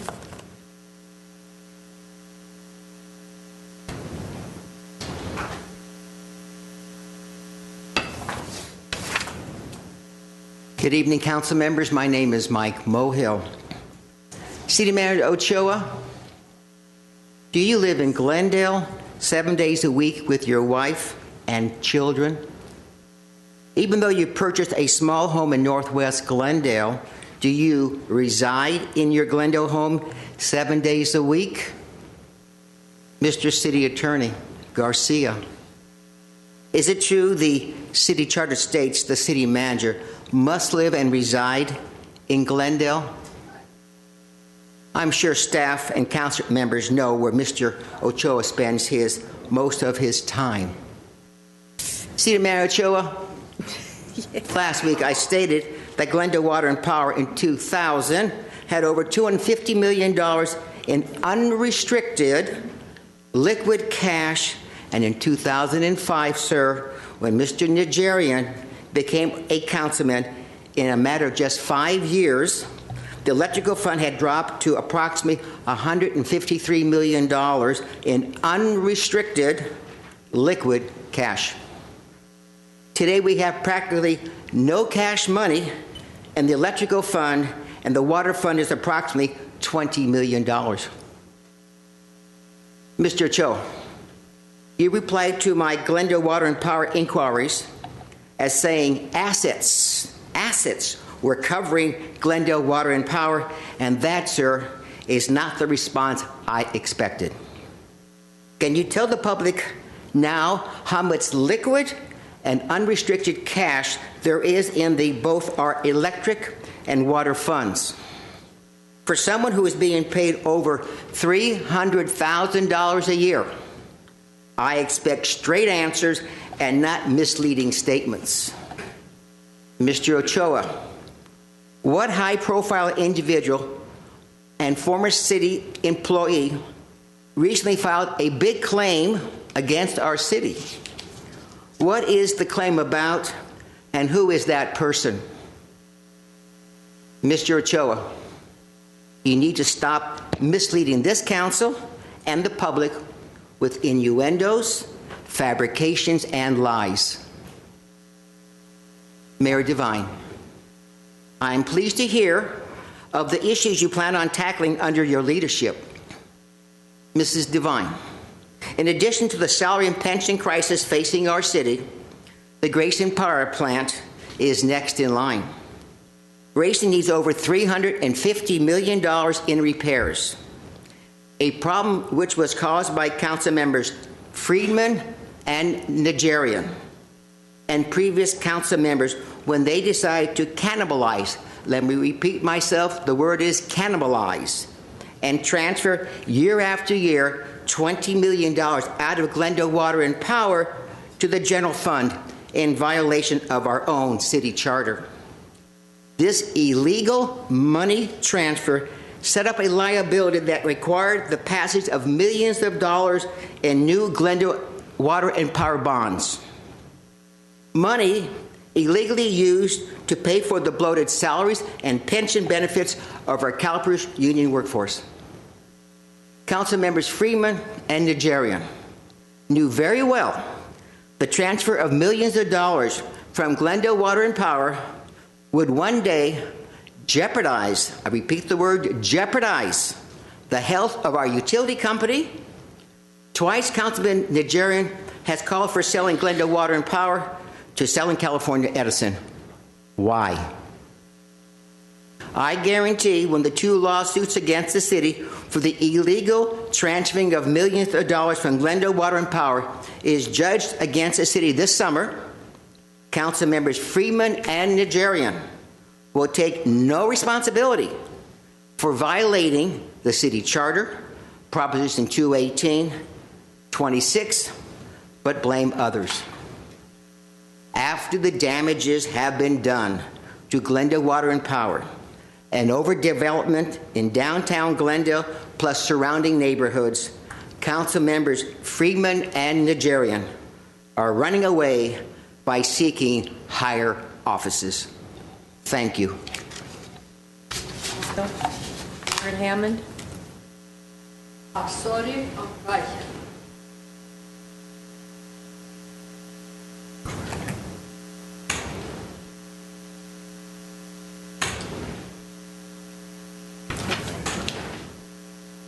Evening, Mayor Devine, members of the City Council, staff. It's been a long meeting, so I'm pretty tired. I was here a couple weeks ago when the Director of Parks and Rec gave a report on when where the developers' impact fees, 95% of which came from South Glendale developments. Overdevelopment, I should say, really. And from the report given, the majority of the funds seem to be going into soccer fields and so forth, more in the north of Glendale and not the south section of Glendale. It was stated that property for parks was not available in South Glendale and it was too expensive to purchase. I think that $16 million is a pretty good sum of money to be able to purchase property in South Glendale and to spend it where it should be spent. The impact fees is quite a bit of money in that respect. I think it was $12 million this year and $4 million held over. But then a bomb was suddenly dropped at the end of this report that part of the Central Park it was to be given for a museum, and that $2 million of those impact funds were to be used to facilitate that museum going into that park.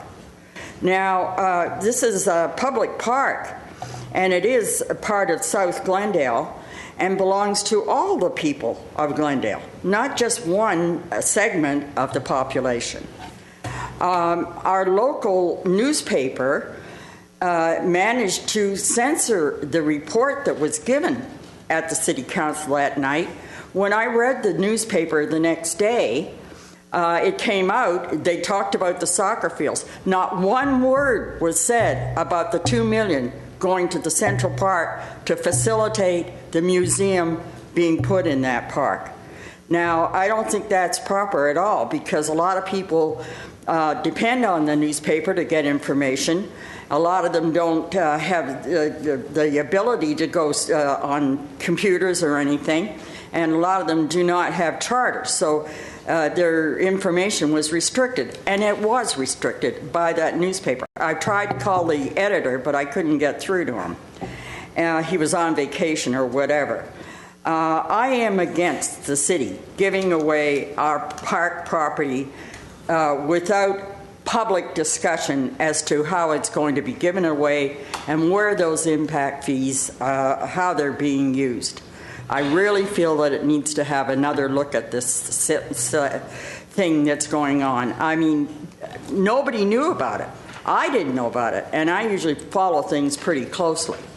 But for it to come out like that at that meeting, I was dumbfounded.